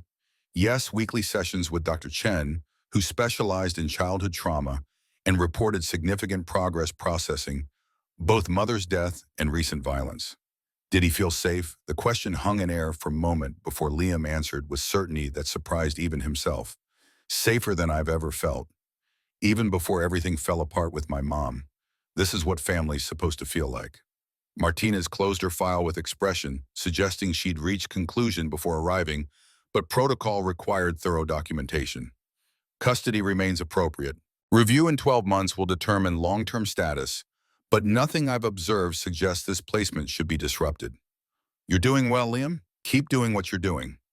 After she left, Marcus found Liam sitting on guest house porch with Scout at his feet, late afternoon sun painting everything gold in way that made ordinary moment feel significant. You know what this means? You're stuck with us now. No getting rid of you, even if you wanted to leave. Liam's smile came easier these days, less guarded, more genuine. Good, because I'm not going anywhere. But healing wasn't linear progression toward wholeness. And 3 months into placement, Liam experienced setback that demonstrated how trauma's effects persisted beneath surface improvements. School field trip to Science Museum should have been an unremarkable event, but crowded spaces triggered panic attack. Liam didn't recognize until he was hyperventilating in bathroom with Danny trying to talk him through breathing exercises he'd learned when his own anxiety had spiraled during middle school transition. Miss Warren called Sarah, who arrived within 15 minutes, to find Liam recovered but shaken, embarrassed by public display of vulnerability he couldn't control despite wanting desperately to appear normal. Dr. Chen explained during next therapy session that triggers were normal part of trauma recovery, that brain needed time to recalibrate threat assessment when it had spent months in survival mode where danger was constant rather than exceptional. She taught Liam grounding techniques, helped him identify early warning signs that panic was building before it overwhelmed his capacity to respond effectively. The work was slow, frustrating, marked by progress that felt inadequate compared to where Liam wanted to be, but incremental improvements accumulated into genuine transformation that became visible to everyone except Liam himself. 8 months after rescue, Iron Wolves held their annual fundraiser for youth programs community event that brought together club members and local families for barbecue and motorcycle show and auctions supporting after-school programs serving at-risk children. Marcus had been helping organize the event for weeks, but when he asked Liam if he wanted to speak briefly about his experience, the boy's immediate refusal was absolute. I'm not inspiration. I'm just kid who got lucky. Don't make me into symbol I can't live up to. Sarah overheard exchange and intervened with perspective Marcus hadn't considered. You don't have to speak if you don't want to. But other kids who've been through trauma, who feel invisible and worthless and alone, they need to hear that recovery is possible. That found family is real. That courage doesn't mean not being afraid, it means acting anyway when someone needs help. You don't have to be perfect to matter. You just have to be honest. Liam thought about her words for 3 days before approaching Marcus with compromise. I'll speak, but not about being hero, about being homeless, about being scared, about finding family when I thought I'd be alone forever, about how it's okay to need help. That's what matters. The fundraiser drew 500 attendees, families and club members and community leaders who'd supported Iron Wolf's legitimate outreach efforts for years. Liam stood on small stage with microphone that felt too heavy in hands, that trembled despite determination to push through anxiety. And when he spoke, his voice carried across crowd with clarity that came from speaking truth rather than performance. 8 months ago, I was sleeping under bridge with my dog, believing I'd be invisible forever, because that's what kept me safe. Then I saw someone who needed help, and I made choice that changed everything. I'm not telling you this because I'm special. I'm telling you because I was lucky. Lucky that Marcus Kane values honor over convenience. Lucky that 300 bikers decided debt to homeless kid mattered more than complications helping me would create. Lucky that found family is real, not just something people talk about, but don't actually do. He paused, fighting emotion threatening to crack voice he was working to keep steady. If you're alone right now, if you feel invisible, if you think nobody cares whether you exist or disappear, I need you to know something: you matter. Your life has value even when world treats you like burden. And somewhere there are people who will show up when you need them, if you're brave enough to let yourself be seen. Being brave doesn't mean not being afraid. Simon. It means acting anyway, because staying invisible hurts more than risking connection. The silence following his speech lasted perhaps 3 seconds before applause erupted, genuine rather than polite recognition of courage required to stand on stage and admit vulnerability when society taught boys that emotional honesty constituted weakness rather than strength. Tank approached afterward with expression that suggested he'd been moved in ways his weathered exterior typically concealed. That took guts, kid. More than charging kidnappers took. This was different kind of brave. 1 year anniversary of rescue arrived with mixture of celebration and reflection. Kane family marking date privately before attending memorial service at Memorial Park, honoring victims of Walsh's kidnapping ring, and celebrating those who'd survived or been rescued before permanent harm occurred. Liam stood with Emma at Fountain, where everything had changed, both of them older now in ways that transcended simple passage of time, and Emma's hand found his with trust that spoke of bond forged through shared trauma, processed differently, but carrying equal weight. Emma had been attending therapy too, working through fear that public spaces had become dangerous, that strangers might grab her when parents weren't watching closely enough, that safety was illusion rather than reasonable expectation. Her nightmares had persisted longer than Marcus had anticipated, but gradually she'd returned to feeding ducks on Wednesdays with increased awareness of surroundings that would probably never fully fade. When reporters approached for anniversary interviews, Emma surprised everyone by speaking with clarity that belied her 7 years. Liam saved me, not just that day, every day after when I was scared. Because he showed me that brave people exist, that getting help isn't weakness, that family means showing up even when it's hard. He's my brother now. That's what matters most.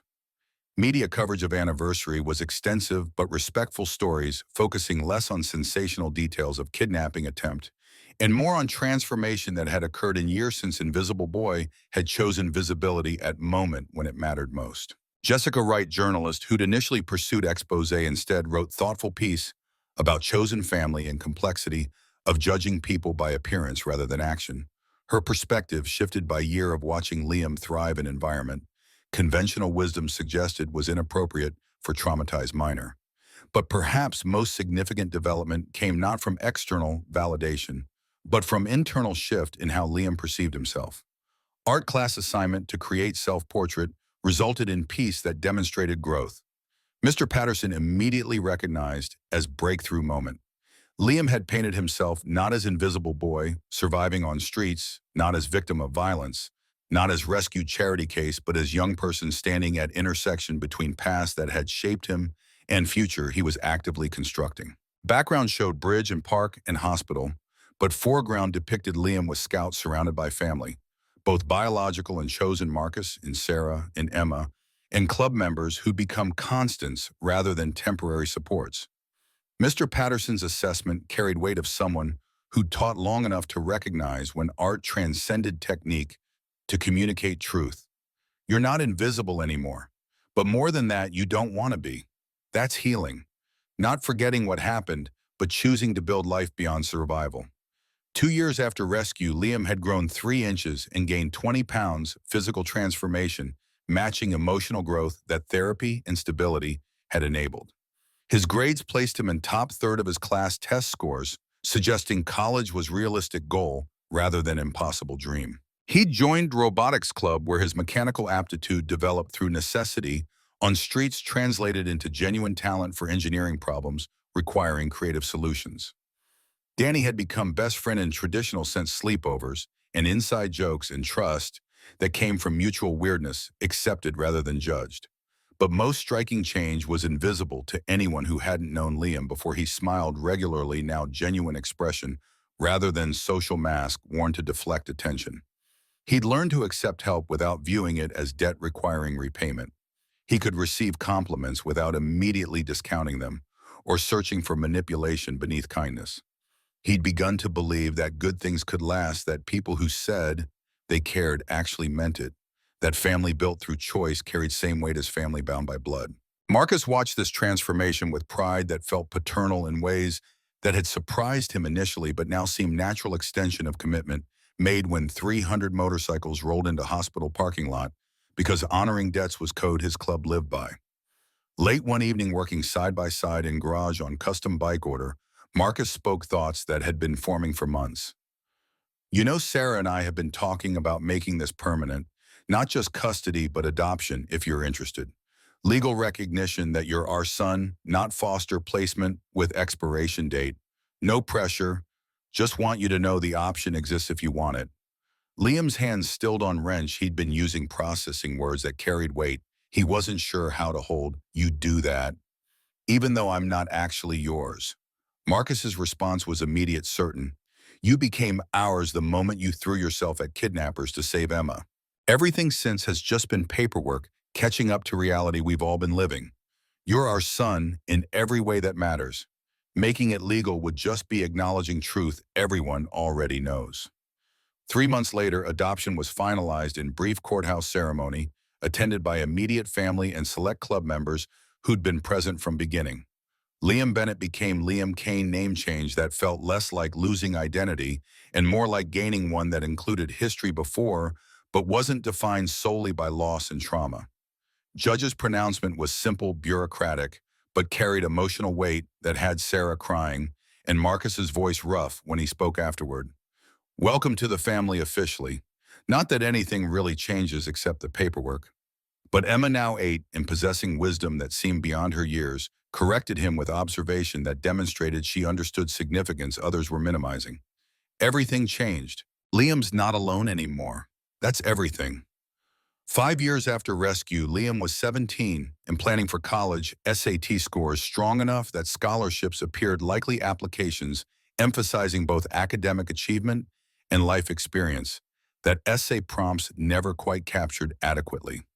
He'd continued therapy on less frequent basis maintenance rather than crisis intervention, processing ongoing challenges that came from carrying trauma. Nobody fully left behind, but learning to integrate into narrative that included joy and connection alongside pain and loss. He'd become youth advocate himself, volunteering with homeless outreach programs, speaking at schools about his experience working with Iron Wolves on community initiatives supporting at-risk children. His perspective, shaped by living both sides of invisibility and visibility, made him effective in ways social workers with degrees but without lived experience couldn't quite match. He could identify kids who were hiding homelessness, could speak their language, could offer hope rooted in authentic transformation rather than theoretical possibility. Memorial to Jennifer Bennett was erected in small cemetery on anniversary of her death, simple stone that Liam had selected with care. Jennifer Bennett, beloved mother, lost but not forgotten. He visited occasionally conversations with women who'd loved him before addiction had stolen her capacity to show that love consistently. Duchen had helped him process complicated grief that included anger and loss and love all tangled together in ways that didn't require resolution, just acknowledgement that humans were complex and relationships even more so. Scout remained constant companion through everything, now elderly dog with graying muzzle and slower movements, but loyalty that had never wavered through 6 years since Allie had brought them together. When veterinarian gently suggested Scout's quality of life was declining, that pain management could only do so much, Liam made decision to let him go peacefully rather than extend suffering from attachment to keeping him present. Marcus sat with him through euthanasia, Scout's final breaths coming, while Liam held him and whispered gratitude for companionship that had sustained him through darkest period when survival had seemed impossible and connection had meant everything. Grief for Scout was profound but different from grief for his mother, because this loss came with closure and choice rather than shock and abandonment. Sarah found Liam in guest house that evening, tears spent, but sadness still heavy. He was good boy, best boy. He saved me as much as I saved him, maybe more. 3 months before high school graduation, Liam was invited to speak at national conference on homelessness panel featuring youth who'd experienced housing insecurity and had perspective that policymakers needed to hear. His speech focused less on his individual story and more on systemic failures that created homelessness epidemic affecting millions. I was lucky. Lucky that I intervened at right moment, that right people noticed that resources existed to help me when circumstances aligned. But luck shouldn't be required for children to access safety and stability. We need systems that work for everyone, not just those fortunate enough to become viral stories or encounter individuals willing to challenge bureaucracy on their behalf. His words were quoted in education policy journals, cited by advocates pushing for reform, but Liam remained grounded by Marcus's reminder that speaking truth to power mattered less than showing up consistently for people who needed help now, rather than waiting for systems to change through political processes moving at glacial pace. Graduation day arrived with mixture of pride and bittersweet recognition that childhood, both the one he'd lost and the one he'd gained, was concluding to make space for adulthood that would bring different challenges requiring different skills. Marcus and Sarah sat in auditorium watching Liam accept diploma. Imamesu beside them at 13 now, Danny and robotics club friends cheering from student section Tank and Wrench, and other club members occupying back rows in leather that stood out among parents wearing business casual. Valedictorian's speech went to student with higher GPA, but principal's special recognition acknowledged Liam's journey with respect that avoided sensationalizing trauma while honoring courage. Liam Kane demonstrates that adversity doesn't define us. Our response to it does. His commitment to helping others avoid suffering, he experienced his willingness to be vulnerable when society teaches young men to hide emotion, his transformation from invisible child to visible advocate. These exemplify what education should cultivate, not just knowledge, but character. College acceptance to Oregon State came with full scholarship engineering program that would put mechanical aptitude developed through necessity to use solving problems at scale. Marcus helped him move into dormitory carrying boxes upstairs while offering advice Liam would remember. You're going to be fine. Better than fine. You've survived things that would break most people. College will be easy compared to what you've already conquered. But adjustment to college proved more complicated than Marcus had predicted. Not because Liam lacked academic capacity, but because independence that came with dormitory living triggered anxiety he hadn't anticipated. Roommate who kept irregular hours reminded him of foster home chaos. Cafeteria food that was technically adequate but lacking care Sarah put into meals made him acutely aware of how much family had provided beyond basic survival needs. Late night studying when campus grew quiet reminded him of Bridge, where silence had meant isolation rather than choice. He called home more frequently than he'd planned conversations with Sarah that centered her rather than burdening her with every minor struggle. But she heard what he wasn't saying. It's okay to miss home. It's okay to find this hard. You're not failing just because transition isn't smooth. Give yourself time to adjust. Thanksgiving break brought him back to Portland, to guest house that remained his room, despite being away at school to family gathered around table, that now included extended members who'd become fixtures through years of showing up consistently. Tank's daughter had been born 3 years ago, toddler, who called Liam uncle, without understanding the terminology wasn't technically accurate. Wrench's grandson was applying to colleges himself, asking Liam's advice about engineering programs. Rita Santos had lost her husband to cancer but found support from club family that demonstrated chosen bonds sustain people through loss that biological family alone couldn't always address. Emma, now 13 and navigating middle school social complexities, pulled Liam aside after dinner with a question that suggested she'd been waiting for a private moment. "Do you still have nightmares about that day, about when they grabbed me?" Liam's honesty came naturally with her, their bond forged through shared trauma, creating safety for vulnerability. "Sometimes, less often now, but they don't control me anymore. I've learned they're memories, not predictions. Your brain trying to process something that already happened, not warning about something that will happen again." She nodded slowly, processing his words. "Mine are getting better too. Therapy helps. But also knowing you're okay helps. Like if you survived and you're happy now, then I can survive and be happy too." 7 years after rescue, Liam was 20 and working summer internship at firm, specializing in renewable energy infrastructure, applying engineering knowledge to problems with real-world impact. His supervisor's evaluation noted exceptional problem-solving skills and mentioned what Liam had carefully not highlighted in application. His background provides perspective our team lacks. He sees vulnerabilities others miss, anticipates problems from angles we wouldn't consider.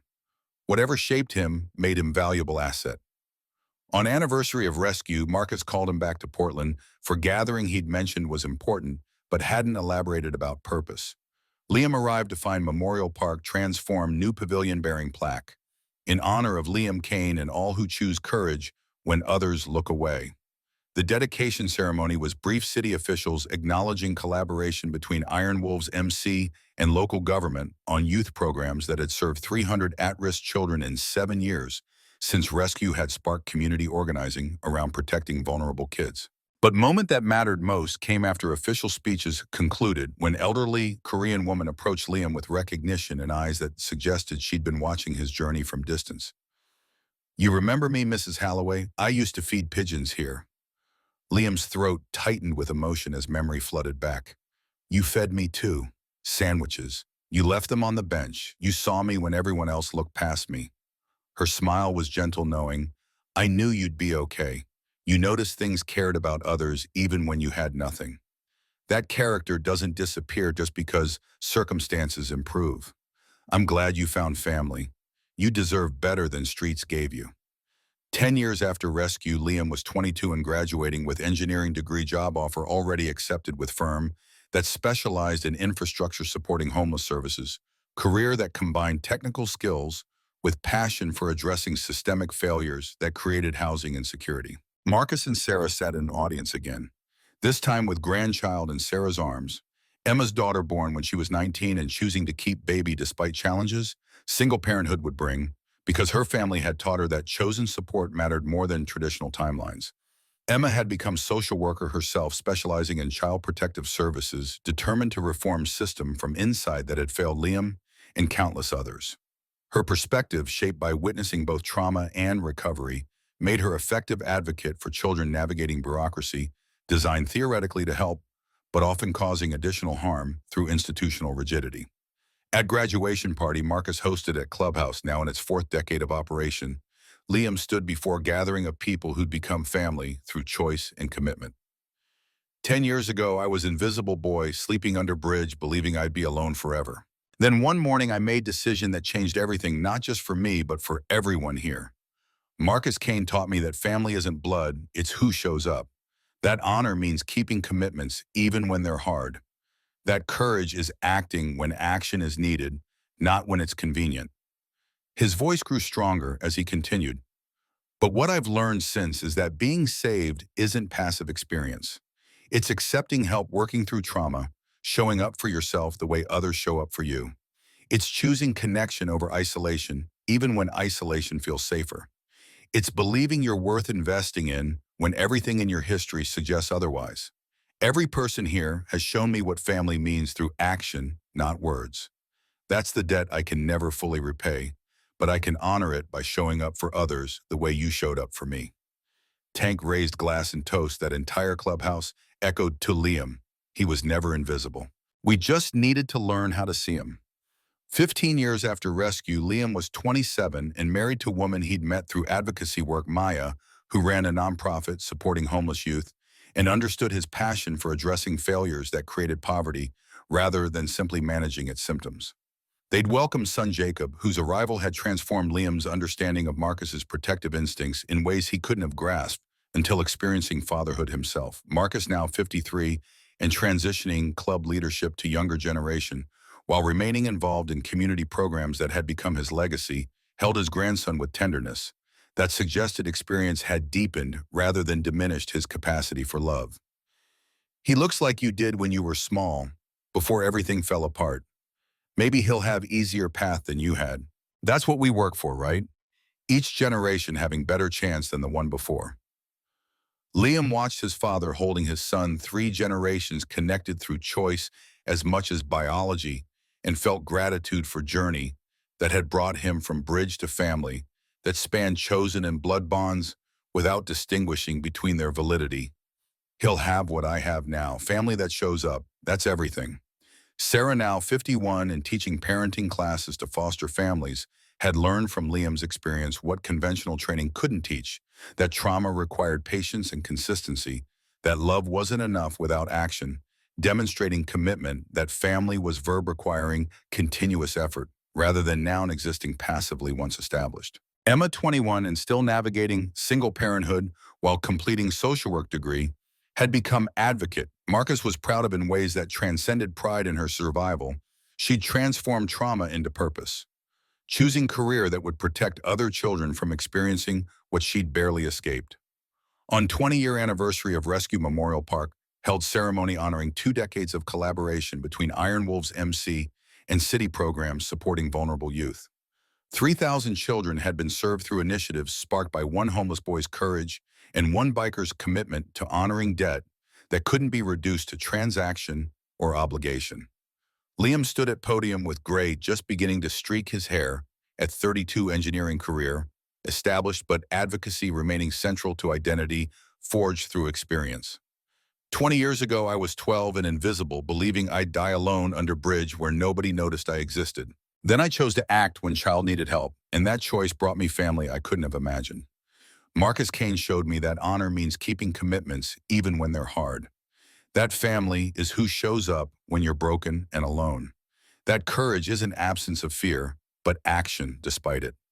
His voice carried across crowd that included city officials, social workers, teachers, families, and Iron Wolves members spanning 3 generations. But real heroism isn't what happened that morning in park. Real heroism is what happened next. 300 people deciding that debt to homeless child mattered more than convenience. Marcus and Sarah choosing consistency over time when parenting traumatized kid proved harder than they'd anticipated. Club members showing up for years, not just dramatic rescue, but boring Tuesday afternoons when I needed ride to therapy or help with homework or someone to remind me I mattered. That's heroism. Not one dramatic moment, but 1,000 small choices to keep showing up. He paused, emotion-threatening voice he was working to keep steady. If you're alone right now, if you feel invisible, if you think nobody would notice, if you disappeared, I need you to understand something. 20 years taught me your life has value you can't see yet. Somewhere people exist who will show up if you're brave enough to be seen. Family isn't perfect people with perfect answers. It's imperfect people choosing to stay when leaving would be easier. That's what saved me. Not heroism, but consistency. Not perfection, but commitment. Not blood, but choice to keep showing up even when hard. Tank, now 70 and retired from active club leadership, but maintaining a presence that commanded respect, stood slowly. 20 years ago, we voted to honor debt to kid we didn't know. Best vote this club ever made. Not just for Liam, for all of us. He taught us what really matters: showing up, keeping commitments, choosing connection over convenience. That's code worth living by. Marcus approached Liam after ceremony jacket, showing patches earned through 4 decades with Iron Wolf's presence that had grounded Liam through every challenge that had arisen in 20 years since Park. You know what I'm proudest of? Not that you survived, not that you thrived, that you chose to help others instead of protecting yourself from pain that came from caring. That's character. That's who you always were. We just gave you space to become who you were meant to be. Liam's response came from a place of certainty earned through 2 decades of experiencing what family meant when built on choice rather than obligation. You gave me more than space. You gave me life worth living. Everything I am, everything I've built, everything I'll teach my son about what family means. It started with 300 motorcycles rolling into hospital parking lot because honor mattered more than convenience. That's legacy worth honoring.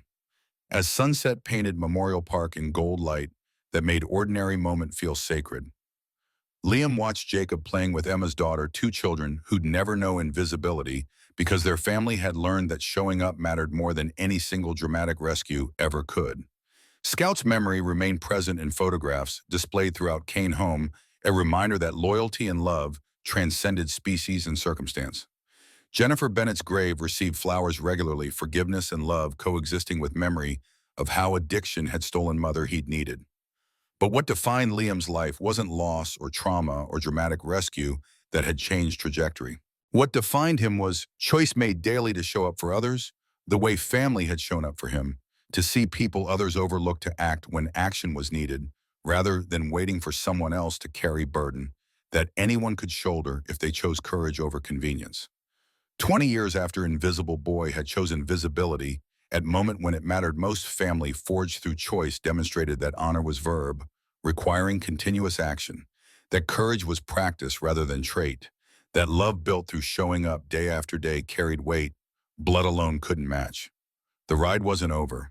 It was just beginning for new generation learning that family wasn't who you started with, but who you chose to stand beside when life demanded you decide what really mattered. And in that choosing, Invisible Boy, who'd believed he'd die alone, had built legacy that would outlive him, proved that every life has value and every person deserves to be seen. Every act of courage matters even when world suggests otherwise. That was truth worth living, by worth teaching Jacob and every child who came after. That was family. That was home.